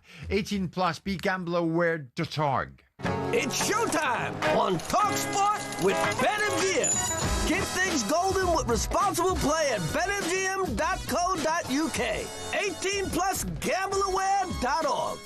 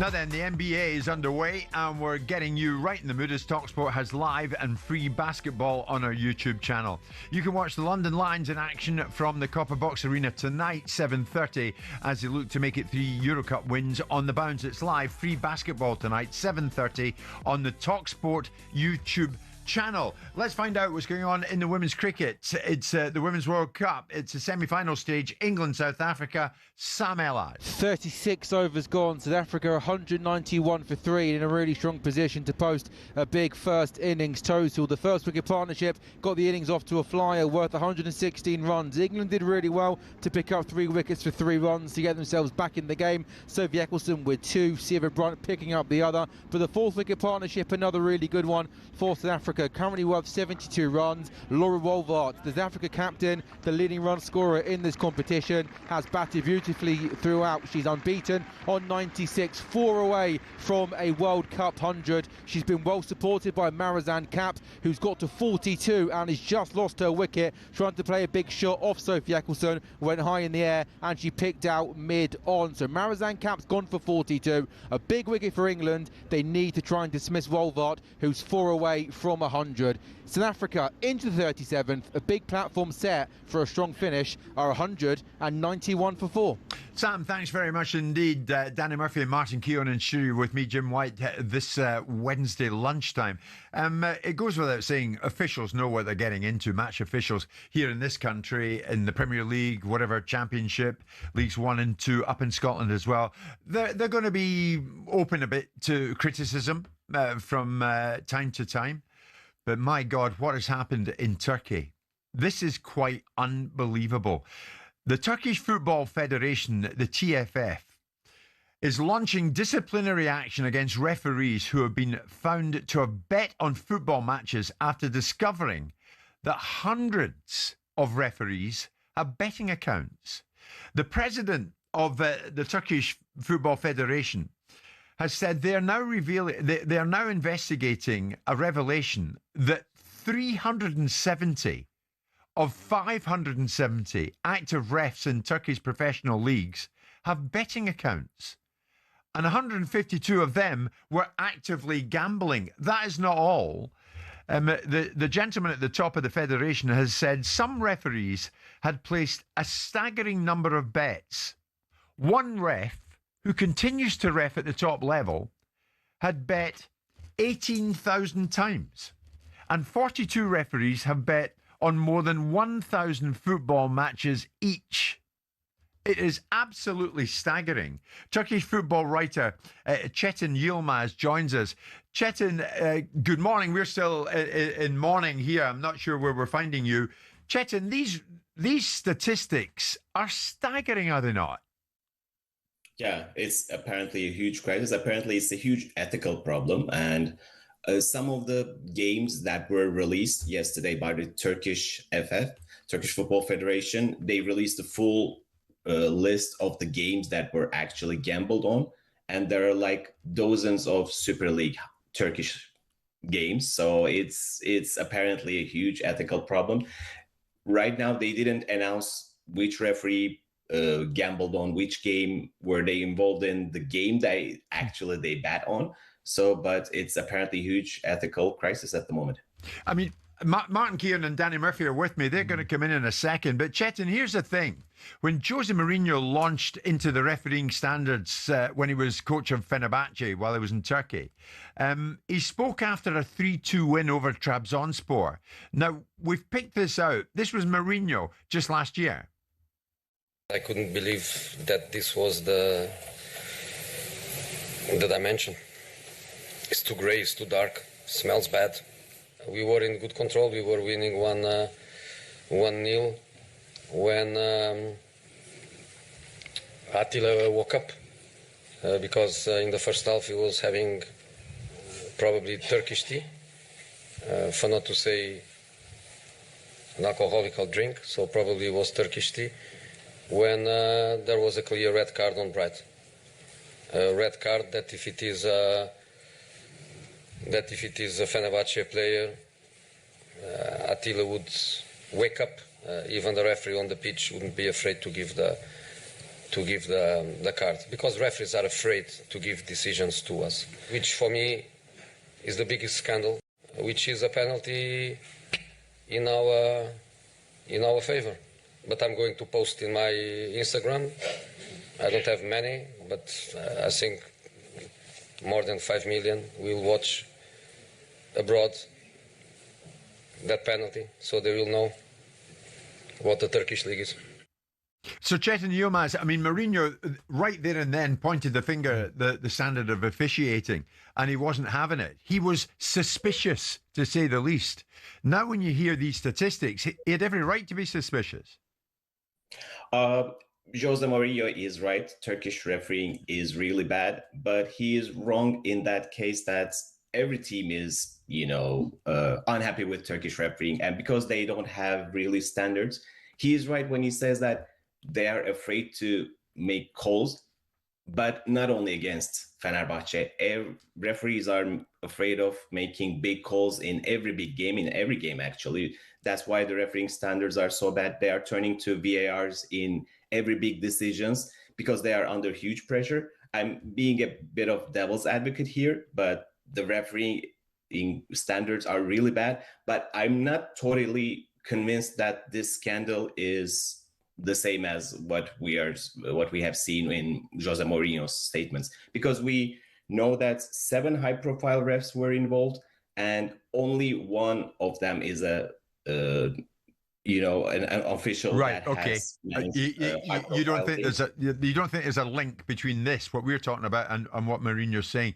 Yeah. Danny and Martin played the game at the highest level. What do you think of this that's been uncovered in Turkish football? The level of betting by referees. Well, it's shocking, isn't it? I think we're quite lucky in our country generally. I've always felt like our officials have been genuine, working with them and alongside them for many years. What I was going to ask you, what's the timescale on this investigation I'm assuming the referees are still working and doing games. Is that right? Yeah, one referee has officiated a game last week. So we know that Turkish Football Federation, I think they were, alarmed by this situation after the prosecution's office launched an official probe. Right now, there is the actual judiciary process going on, and the Turkish FA has now launched their own investigation. They gave 48 hours for the referees to, put their defense. So they are acting really swiftly on this, but right now, all we know is that we have the names and the list of the games that were gambled on. So people are trying to pick up the pieces, and that's all the information we have. Chetan, right, just looking ahead. I mean, I'm shocked that. I mean, this substantiates, doesn't it, what Jose Mourinho has been saying about Turkish football? It's a massive scandal. I mean, you've got important games at the weekend. How many of these referees are going to be allowed to referee? What, you're going to have to fly referees in now if they're all found guilty? Have you got to fly referees in from somewhere else? Competition. As a competition, it all looks as if it's a bit of a sham. If it's that, we're looking at 18,000 bets. We're not looking at just a couple here. I know there's no proof at the moment if it's a game that the referees are actually refereeing in. But, if I'm there with my assistants, I'm given a penalty. The amount of work you look back on, did he have a bet on that? Is he offside? Yeah. It's remarkable. I cannot believe that referees to this extent are putting bets on football matches. Yeah, it's incredible, staggering. As you said, that some of the referees were even involved in games last week. So how can you, trust the integrity of the games? I'm totally with you on this one. Right now, I think they will just suspend some of the names that are, in the high profile, so they won't be officiating games. I can see that. Actually, Turkish league used some foreign refs last year in big games. That might be a solution for the short term, but for this week, I'm not sure if they have time to find 9 foreign refs to officiate all Turkish games. So there was also calls to suspend the league for now, but I think they were anxious that would be an even bigger problem that would, put the integrity on complete, under scrutiny. But we'll see how it goes. Right now, the Turkish Football Federation acts swiftly, but the game is also being played on. Well, you could argue this weekend's fixtures might be the fairest yet because every referee knows. Yes. Yeah. Your betting accounts are closed. Yeah, he's not having a bet, but it doesn't matter. He's not going to influence who he wants. Chetan Yilmaz, thank you very much indeed for joining. Chetan's a top Turkish football writer. Big problems in Turkey. Mourinho highlighted it in his time there, but it turns out that this betting scandal is enormous. It is 12 noon.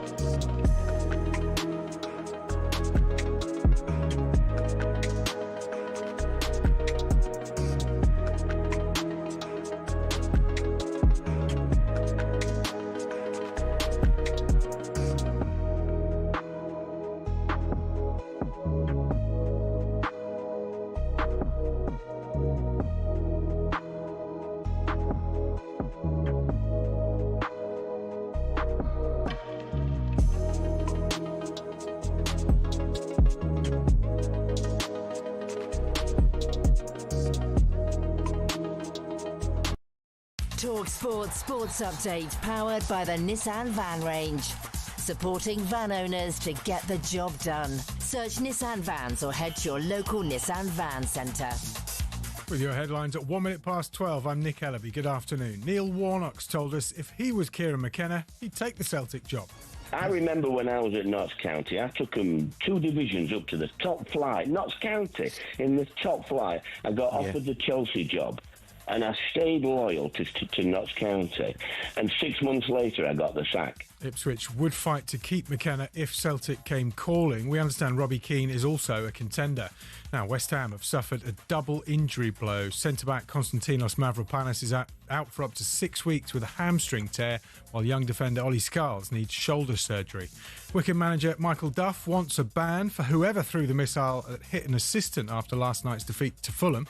Obviously, we're not going to condone things like that. Referees are linesmen, they're human beings. If they've made mistakes, which I don't know they have, no one deserves that. Wycombe are investigating. Tonight we've got Liverpool versus Palace in the Carabao Cup live on talkSPORT. Financially troubled rugby league side Salford Red Devils have another 2 weeks to pay off their debts. Their lawyers say the money they owe HMRC is due to be paid off in full. Salford was served with a winding up petition in May. And South Africa are building a decent total in their Women's Cricket World Cup semi-final with England. Watching for us, Sam Ellard. But 2 wickets in 2 overs has got England very much back in this game. After 39, South Africa 195 for 5. a short while ago, 191 for 3, and looks set to post a score beyond 300. But Eccleston got capped for 42, then bowled Jafta for 1, but Wolvaart, the South Africa captain, is still at the crease. She opened the batting and is unbeaten on 97. But those 2 quick wickets give England hope of restricting South Africa to a score of maybe around 250, 260. We're now into the 40th. This game poised nicely. South Africa 196 for 5. talkSPORT News. The government are gaslighting the public over plans to build more than 1 million new homes by 2030. That's according to one construction body. And the migrant sex offender wrongly released from prison last week has been deported. It's more from the news team at past. talkSPORT weather with QuickFit, where we've got more premium tyres than the number of times you'll hear, "Ooh, it's a bit nippy this winter." Book today at quickfit.com. In the north, sunshine and showers, some heavy with brisk winds. Further south, outbreaks of rain clearing, leaving drier and brighter spells.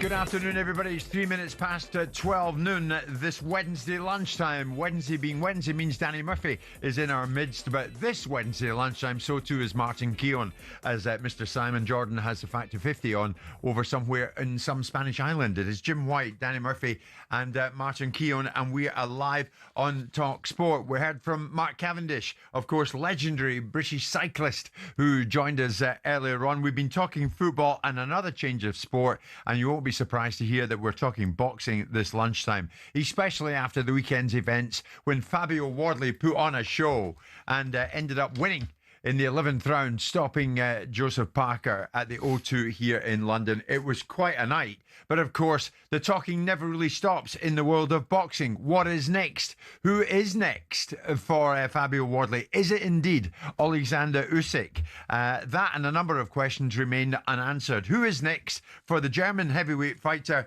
Ajit Kabayel? Because this fellow, it's reckoned, is going to go right to the very top. After all, at this stage in his career, he is 26 and 0. I'm delighted to say that Ajit Kabayel joins us live on the show this lunchtime. Ajit, good afternoon to you. Good afternoon. Good to speak to you, and thank you so much. I remember speaking to you the last time. You had a broad smile from start to finish, and today is no exception. You're set to return to the ring, I think, in January. As yet, do you know who your opponent's going to be? Yes, Tenor Janus, the big time here in Germany. We homecoming fight is planning, but no, we have a small bad situation. We have not opponent for the fight. You know, when I come to England this week, Daniel Dubois go on the stage and he say, Kabayel, I'm ready. I want to fight with you, and he will take me. And you know, I go back to Germany and I say to you, okay, Daniel, I'm ready for the challenge. No problem. Let's do it. I heard you have a 7 February in the UK. You have not opponent for the fight. I say, I'm ready. I come to UK and we can fight. So you're telling us this lunchtime you want Daniel Dubois. You want to fight him? Yes, why not? I'm ready for the next challenge. You know, I will fight with the best guys in heavyweight division. I think this is the best fight right now for the heavyweight fans, boxing fans, when I fight with Daniel. And yeah, why not? The winner is on the top on the boxing. You know, why not? The winner can fight with Usyk. For me, this is a big step. I think so when I fight with Daniel. Okay, but we will see, you know. We saw Daniel Dubois demolish Anthony Joshua, and then we saw Daniel Dubois being demolished by Alexander Usyk. What do you think of him? You know, I think the fight with Usyk, he had a little bit head problem. You know, he was not normal Daniel, but it is what it is. This is heavyweight boxing. One punch can change the fight. For me, it's, you know, I look at my career, the biggest challenge, you know. You know, when I fight with Makhmurov, I was an underdog. When I fight with Frank Sanchez, I was an underdog. When I fight with Zilay Zhang, all people say Kabayel not win the fight. But, you know, you see the situation, you know. Now I'm here, and I think when I fight with Daniel, this is the biggest fight for the boxing fans. I'm ready and I'm happy for this, you know. If you're to fight Daniel Dubois, Ajit, would you see yourself as the underdog in it? I don't know. The fans will say this, you know. I don't know, but I love the situation when the fans say Kabayel is the underdog. But this is boxing, you know. It is what it is. You know, at the last 3 fights, I give the good performance, but yeah, I say the fans will say. Ajit, Daniel Dubois joined us, and they all come on the show and they all speak to us. Daniel Dubois did recently, and he was talking about what his hopes and aspirations were. This was Dubois. Once I'm right, 100% right, whoever I land on, I can take him out.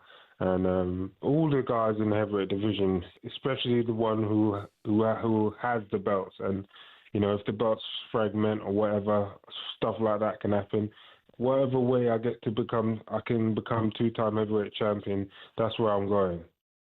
It's often been said by some here, Ajit, that Daniel Dubois doesn't have the heart for the big fights. Doesn't have the heart. What do you think of that? I don't know. You know, when the people know me, I hate trash talk. But Daniel take my name. You know, he say he won't fight with me. And last 3-4 days, I nothing heard from Daniel. Then I make a small video on Instagram, and I said, Daniel, let's go. We make the fight for the fans. And after last 3-4 days, I think Daniel give not back message. You know, I wait. When is Daniel ready? No problem. I come to UK for London. I fight in London. No problem. I'm ready for the challenge. You were at the O2 on Saturday night. So was I. And we watched Fabio Wardley overcome Joseph Parker. What did you make of it? This was an amazing fight, you know, for the boxing fans.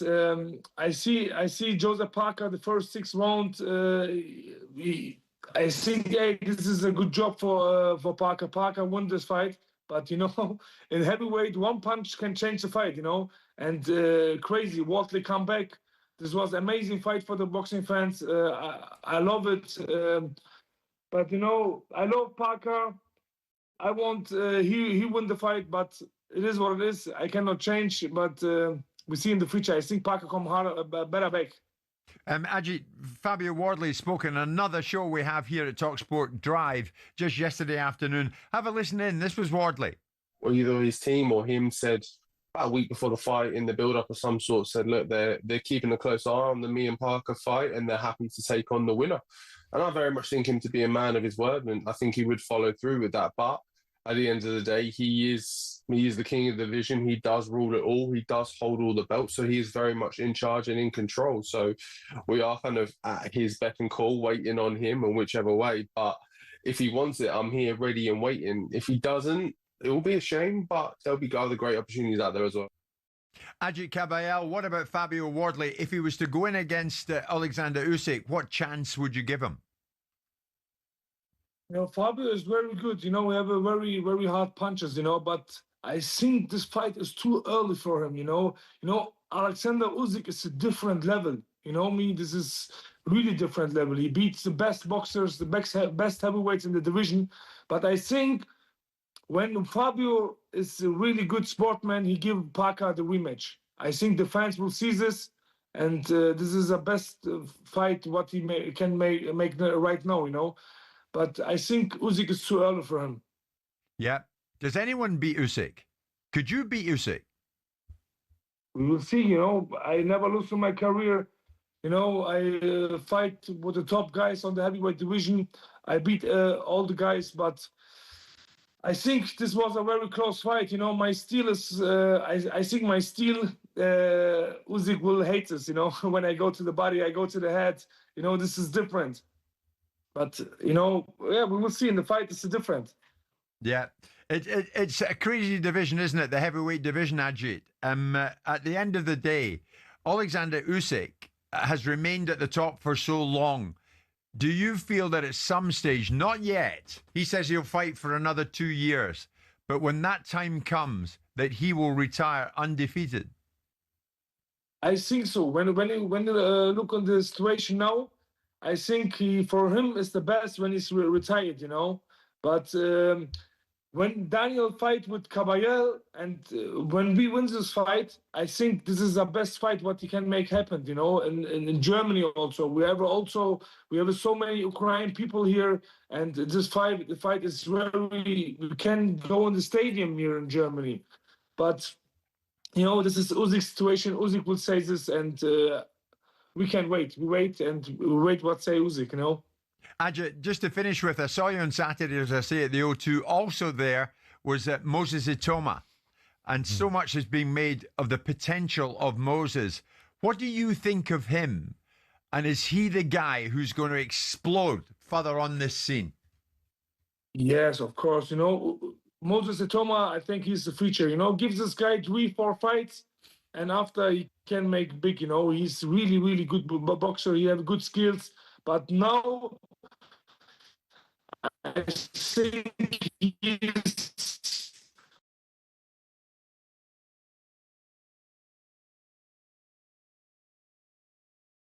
but we were virtually there anyway. He was talking about Moses Itoma. Ajit Caballel, he'd be quite keen to go in against Dubois, as you heard there, Mark. Well, just watching his fight with Zen, and he's obviously packs a punch. 26 years of age.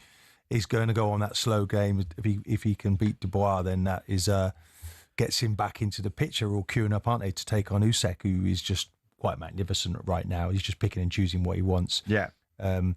Hopefully Fabio gets that opportunity to fight him and maybe takes it off him. Who knows? Who knows? I mean, anything can happen, as it was demonstrated in the O2 on Saturday night. Ajit Caballel with us live on talkSPORT. Stay with us.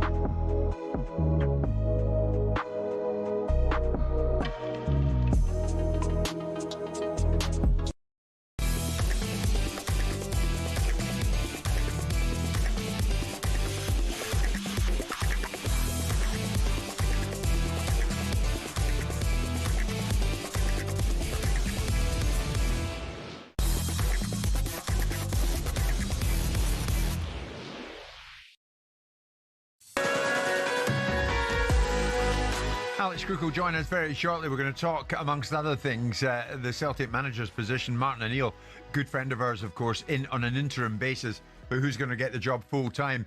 Martin and Danny still with me. In the meantime, just before we hear from the boys, we're going to head off to the Women's Cricket World Cup semi-final. England, South Africa. Here's Sam. Game is poised nicely. 43 overs gone. South Africa 223 for 6. Their captain, Laura Wolvaert, has her maiden World Cup century. A really good innings. Been in complete control right from the get-go. And she gets there guiding the ball into the gap to the right of the fielder at deep third. She gets to the 100 coming up from 115 balls with 12 boundaries. There's been but large parts of the innings, in particular at 116 without loss, had 191 for 3, where it looked like South Africa were going to run away with it, post a really big total. But on both occasions, England have done really, really well to pick up wickets in quick succession and get themselves back into this game. Sophie Ecclestone, the pick of the bowlers, her 10 overs, 4 wickets for 44. So we got 7 overs left, and it's a massive 7 overs. Wolvaert still there, unbeaten on 115.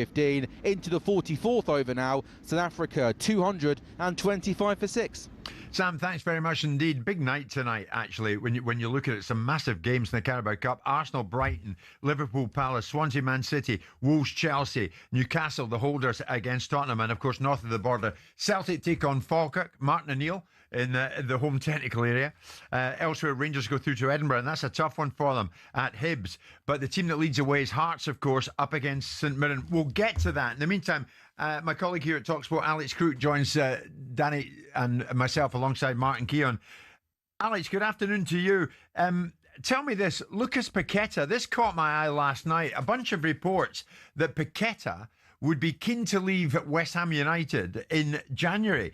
But then I saw Paqueta react to some of those stories by posting an image of himself grinning in a West Ham shirt alongside his 2 sons at indeed the London Stadium. So what's going on with Paqueta?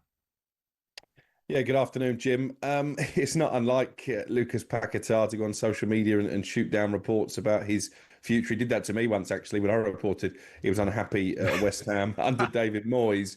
What I can tell you is, speaking to sources close to West Ham this morning, they would be really reluctant to sanction this transfer in January. I think they realise they're in the mire in terms of a fight to stay in the Premier League. And if you look at potential match winners, Jarrod Bowen is the obvious one. I would probably suggest that Lucas Paqueta is next in line. I think they feel he will depart probably in the summer. He came close to joining Aston Villa, you'll remember, back in August. But I don't really see a scenario where they're willing to weaken themselves if they are still in trouble in terms of going down in January. I think they want to keep him.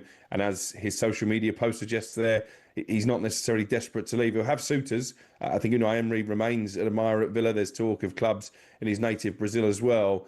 But I think also crucial to this story is that Paqueta feels he owes West Ham a debt of gratitude for standing by him during those betting allegations. So he won't necessarily want to desert them in their hour of need. I think that's spot on, isn't it, Danny? He does owe West Ham a debt of gratitude. To a degree, yeah, of course.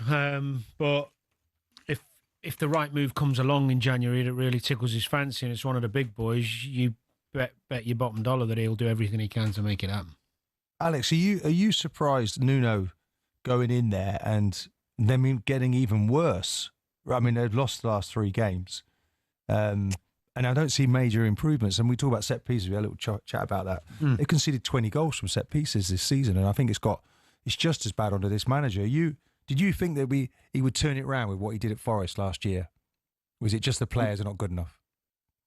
I think a combination of the two. I'm surprised by his team selections. He's playing fullbacks out of positions. He's putting young players into the team. He's not starting with a recognised striker when West Ham are clearly in need for goals. And I think he admitted the error of his ways, didn't he, by making the early changes against Leeds on Friday night. But you could argue the damage was done by then. I did see some progress in his first game away at Everton when obviously they got a point, and I thought they looked a bit more organised there. But the recruitment at West Ham has been so poor in recent windows that I think Nuno's going to need a big January. I think he probably needs 3, maybe even 4 signings in order to get out of trouble. I mean, it's stupid to do this, but is he messaging the board by not playing Wilson from the beginning? No. Is he basically saying, do you know what, we need to go into the transfer market, we need a striker that, just not being disrespectful. Obviously he left his last club because he wasn't able to be fit enough for long enough. We know he's got the quality, but it's a lot to ask of him, and he hasn't actually featured. They were 2-0 down before he took to the pitch last time. It just seems a bizarre decision.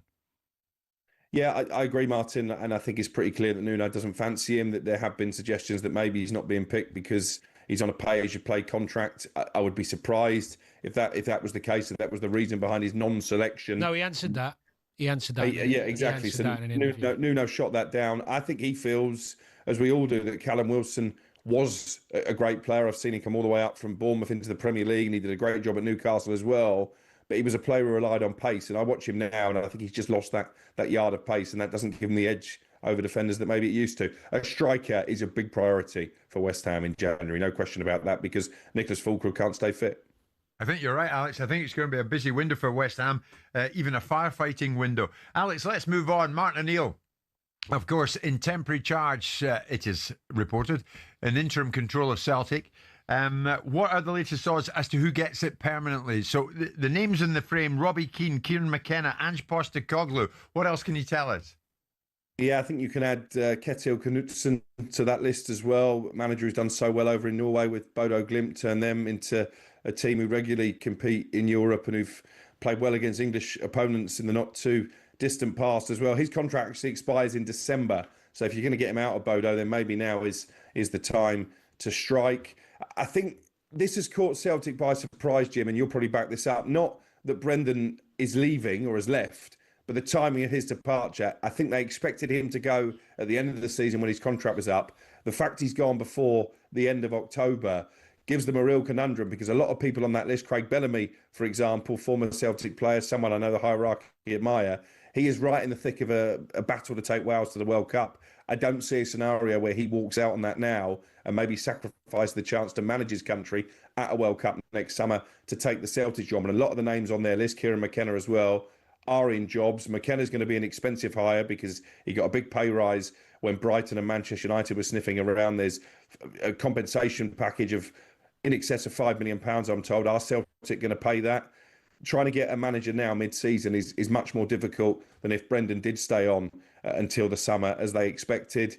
One manager I think would take it is another former Celtic loanee, Robbie Keane. He's at Ferencváros in Hungary, just won the league there, won the league in Israel as well.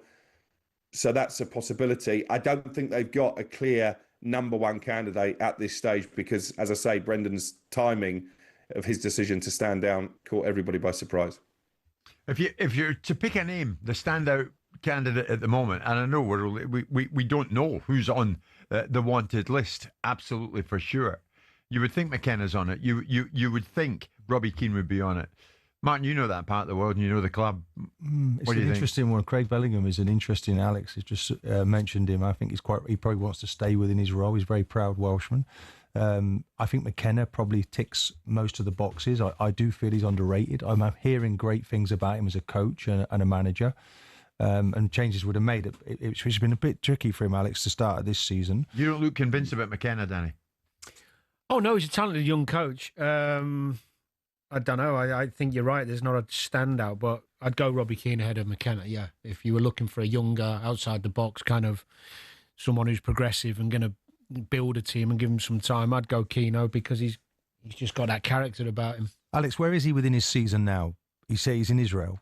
No, Hungary. He's in Hungary. No, he's in Hungary. He's in Hungary. Yes. So their season, I think, runs pretty similar to our campaign, doesn't it? It's not like the Norwegian league, for example, with Bodo Glimt, where it ends in December. Yeah.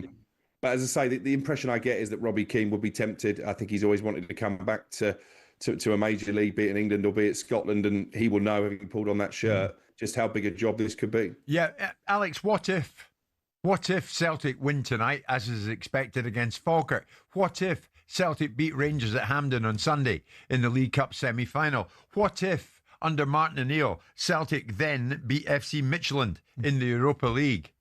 You know where I'm going with it. Martin O'Neill, step up. Well, there would be a clamour, I think, from Celtic fans. Obviously, he's adored for what he did last time round. He's quite a bit older now, and the squad, as we mentioned yesterday, is nowhere near as good as the one that he left behind. But if he does beat Rangers in particular in that semi-final, you know, Jim, better than anyone how much that game means, then I think Celtic fans probably would start pushing for him to stay a little bit longer. And it might do them a favour, because the longer that Martin O'Neill is able to stay in situ, it allows them to do a proper process, doesn't it? Who knows? If you can get them to the end of the season, then suddenly a lot of those names on the list maybe would be more attainable. Alex, thank you very much indeed. Alex Crook with us this lunchtime. So too are Messrs Murphy and Keown, and we'll talk Carabao Cup action next.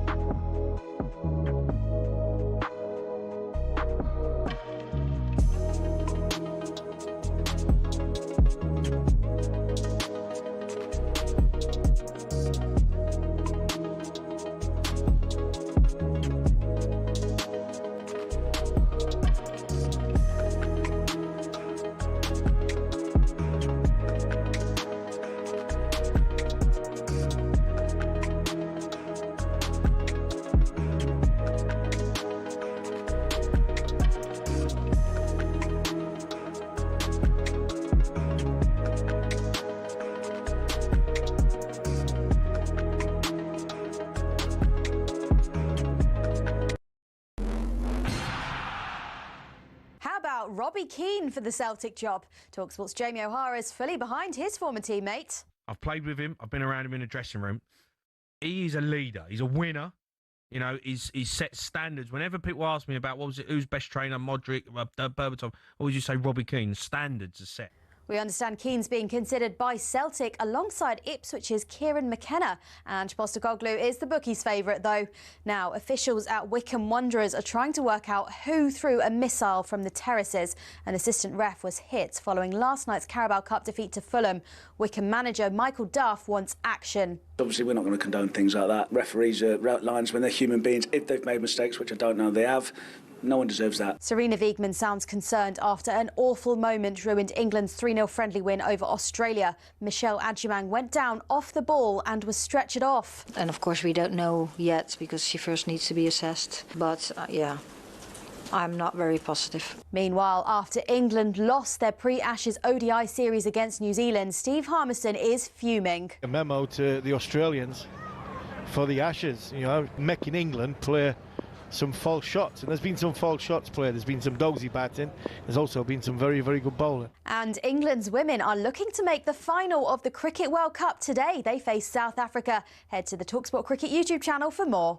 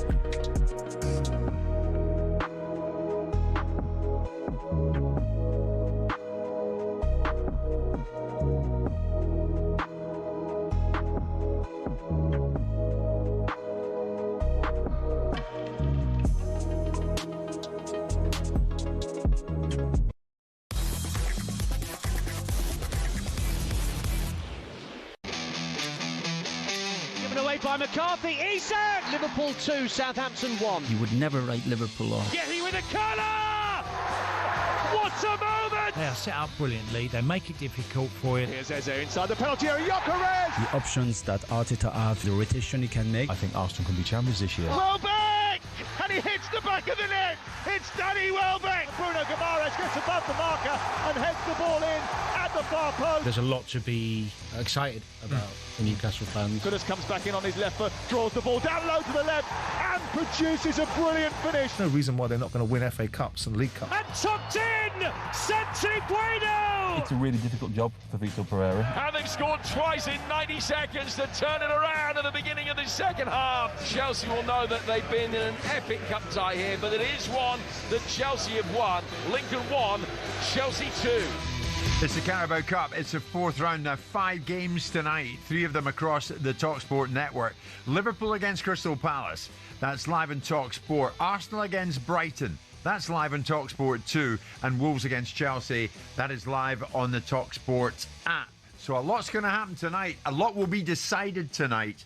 And if you tune into talkSPORT, you will not miss a trick.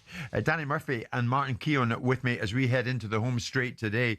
Danny, Martin and I spoke about this with Martin O'Neill the other day, but it's your old club, and we want to hear it from you. Liverpool, after 4 consecutive league defeats, Liverpool want to bounce back to winning ways tonight. Of course they do, and it's Palace.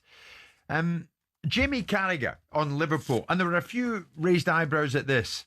I don't think they've got enough physicality to see the champions lose 4 games in a row with the expenditure in the summer. I think we're in crisis time. Are they? I suppose, yeah, in some ways, because it's such a turnaround to lose 4 on the spin for the champions, and the fact they started the season with all those wins. So it's kind of a mini crisis, I'd call it. If it carries on and keeps going, then it's going to grow. But there's the problem. Yeah. The physicality aspect I agree with, but I don't think that's because they don't have the right personnel. I think it's because so many of them aren't at the sharp and fitness levels you need to be at, or they were at last season. We've talked about the reasons why in terms of some of them missing pre-season, some of them trying to get up to match fitness by playing games, and you can see that's difficult for some of them. Some of the new signings, a bit overwhelmed by it, maybe the enormity of the expectation. Their work without the ball isn't good enough. It's not tenacious enough. It's not. I did a little piece at the weekend on Match of the Day looking at Liverpool without the ball, and when I was going over all the different footage, it was second in the tackles, second to second balls, let's say, losing headers, getting knocked off the ball too easily, just things we didn't see last season. So you were looking at clips? Yeah, I was just going over the game. And did that surprise you when this became quite prevalent, that they're not doing well enough there, they're not doing well enough there? It wasn't just at the weekend, it's been happening most weeks. I mean, I don't know if you saw the game, Martin, but do you remember when the right back went on the run from his own right back position and ended up in the left wing position and gone past about 4 or 5 players? And I was watching it thinking, that can't be right. You know, he's flying past people not getting after him or winning the tackle. This was in the game against Brentford. Yeah, doesn't matter how good you are with the ball and how many chances you make. If you're not at it without the ball, and to be at it without the ball, you don't have to be 6'2" and 15 stone and win every tackle. You just have to do the work and not be lazy. And I mean, the amount of crosses. What's Slot's reaction to that, do you think, Danny? If you're seeing that, is he raging that they're not at it enough without the ball? I think he'll see it, and he's trying to find the right team at the moment who are fit enough and sharp enough to get back to being defensively sound. Too many of them are below the levels either they were last season or they should be when they come through the door. There's people like Szoboszlai. I mean, he's been the best player. He looks great physically. You know, it's not all of them, but when you're carrying 4. But don't you think do you think the manager has created an issue for himself, really? Because his second half of the season, he compared the stats at the beginning, said how many chances they were creating, how many goals they were scoring, and the second half became much more difficult. And he said, well, we need to find more solutions. When actually they were finding solutions, they were finding a way to win. At the start of this season, they were winning every game, weren't they? Very late goals. Yeah. And when he changed the platform, the structure of the midfield, I thought that you're asking for trouble a little bit. When Wirtz, you spend 100 million on him, okay, no one could complain about. We saw what we saw last season. But I thought bringing two defenders into the back line, you know, Kirkes really, Frimpong going, I think Alexander-Arnold, one of the finest right backs, with whatever you want to say, can he defend, can't he? But you're losing a whole lot out of that back line. I would have felt he should have kept the structure the same in the midfield. I know Gravenberch has been unavailable. I know that McAllister's had fitness issues. Isak obviously not quite coming in and doing, and then Salah's just completely dried up. So if you go away from what everyone knows and that sort of routine, you've made yourself more vulnerable in the games. They're not as secure. They're not as difficult to beat. And I think that's what's been the problem. I think they should go back to the system that they played last season. Well, he tried. They've got the personnel to do that. He tried on a couple of occasions and still lost. Yeah. So he's trying. He must be scratching his head. It's bizarre, really, because when you think of the Liverpool-Arsenal game earlier in the season, I thought we saw two teams really good defensively cancel each other out a little bit. Very good structures, very good, well-disciplined. Liverpool gave them so much respect and managed to get over the line in that game. And there was no question marks about the setup and the discipline there. So, I don't know. I just think when you've got teams now going out against Liverpool and saying, right, they're struggling with long balls. Yeah. They're struggling with winning second balls. Let's put loads of balls in the box, or let's get in behind them early and win some seconds. Liverpool haven't been used to that. So they've got to find a way to be more competitive without the ball. The other stuff will look after itself. Right. We all love to hear what it's like in the dressing room. You guys were there. You spent your careers there. But for us, the door's shut in our faces. We don't know what goes on. Chiesa of Liverpool gave us a bit of an insight after the defeat to Brentford at the weekend. And he told us it was silence.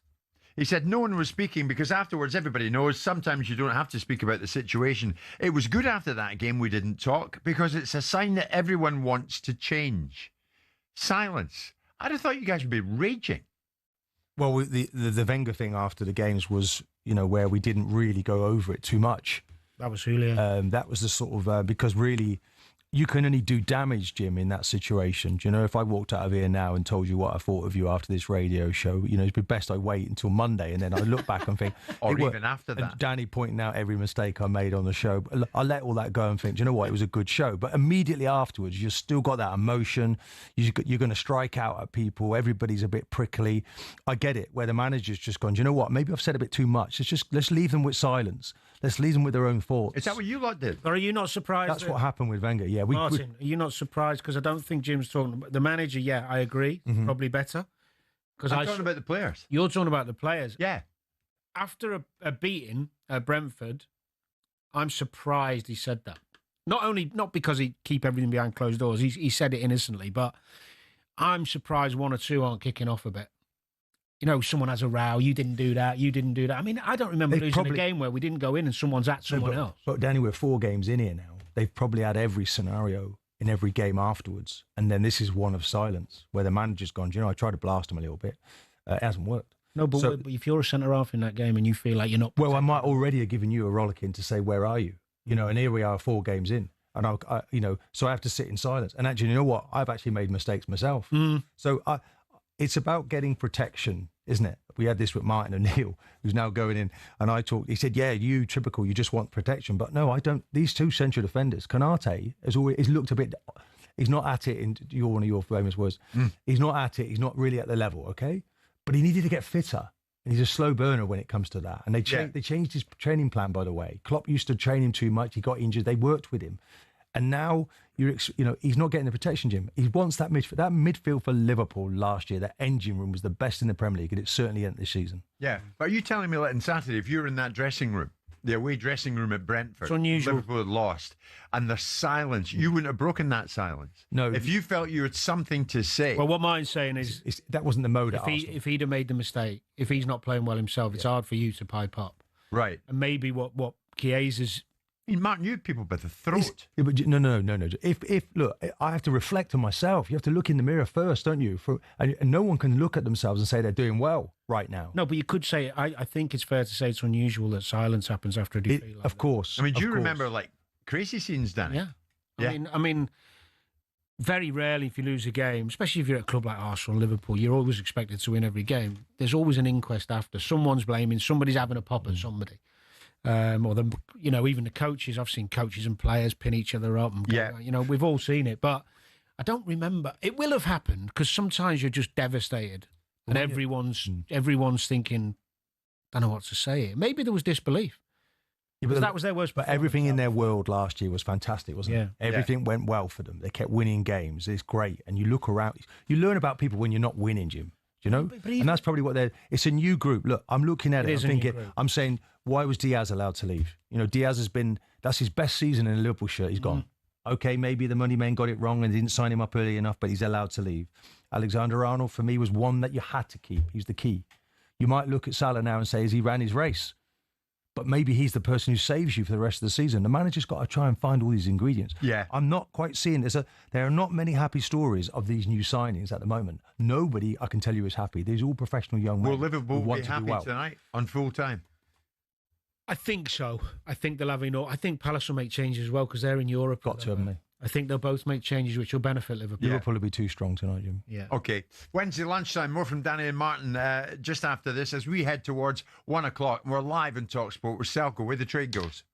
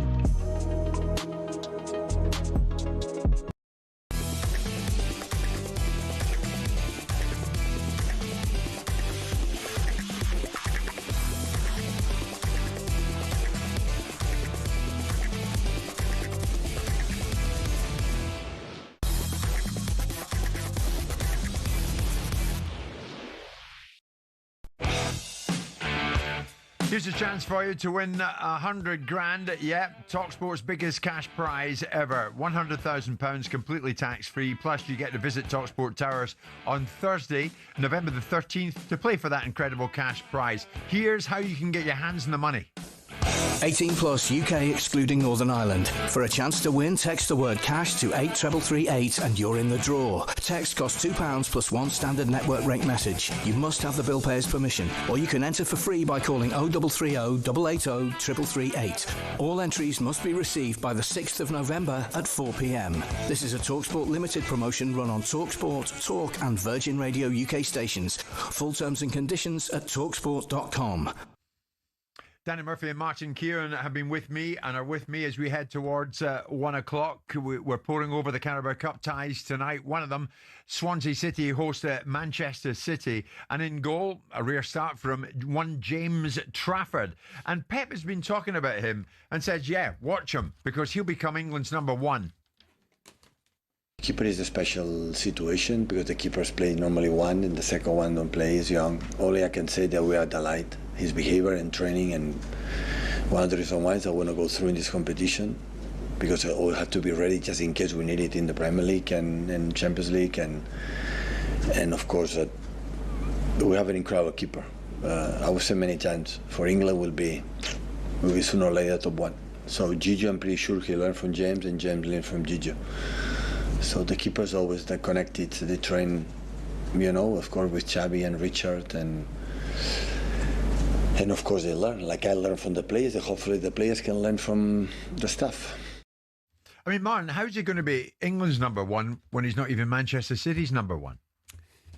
Yeah, but this is the psychology of Pep, isn't it? He's trying to talk up his goalkeeper. I mean, obviously Trafford went back again to that club, and found himself now watching the great man in between the sticks. The manager must have made that decision. He looked at him in the first few games and thought, okay, I need something else. Doesn't mean he's not going to play in the future, but it's quite a big call, what Pep's talking about.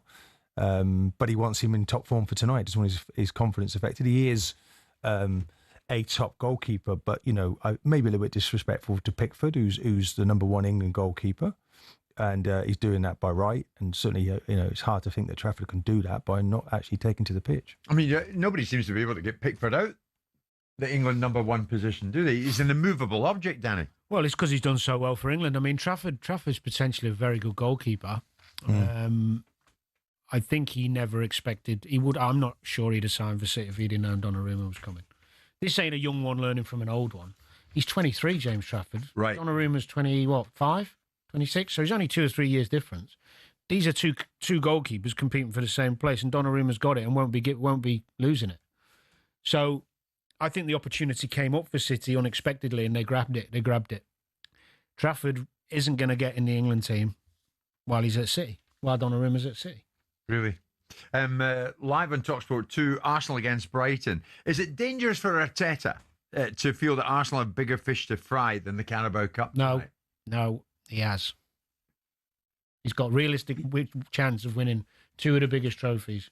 And he should, if there's any doubt on any of his best players or biggest players tonight, leave him out. Well, If you look at another way, this might be the only thing to win. Yeah, but no, we've been talking about the strength of the Arsenal squad, haven't we? So this is a night to demonstrate that. But with Brighton, we know with Fabio Hertzler, he's going to be giving it everything, Jim. They lost at the weekend. They were on a good run of wins. So that I think they make for a really difficult opponent from an Arsenal point of view. And maybe Arsenal don't have a striker to play. We go back to this could be the Arsenal of last season a little bit in terms of this competition, but you can't complain about what Arsenal have done so far. The opportunity to give other people a chance, Jim. I expect Waneri to play tonight. We talked about Norgard coming into that midfield. Do you think Arsenal fans would be critical of Arteta if he changed them all and they lost? I think it would hurt because I think he needs to win a trophy. We don't know where it's going to come. Winning the League Cup, with no disrespect, with this squad, and losing out on the league and the Champions League this season is not going to appease the Arsenal fans. It's not. But it's a trophy. But it won't matter. No, but it matters that that Spurs won the Confederation UEFA Cup, doesn't it? So to a level, it's a trophy. It keeps people quiet for a little while. He wants to win the big ones. He actually wants to win everything, and he believes he can do it with his squad. Martin was not prepared to say this on Monday in the company of Martin O'Neill. And we all know where Martin O'Neill has got to. But Danny, is this fast turning into Arsenal's title to lose?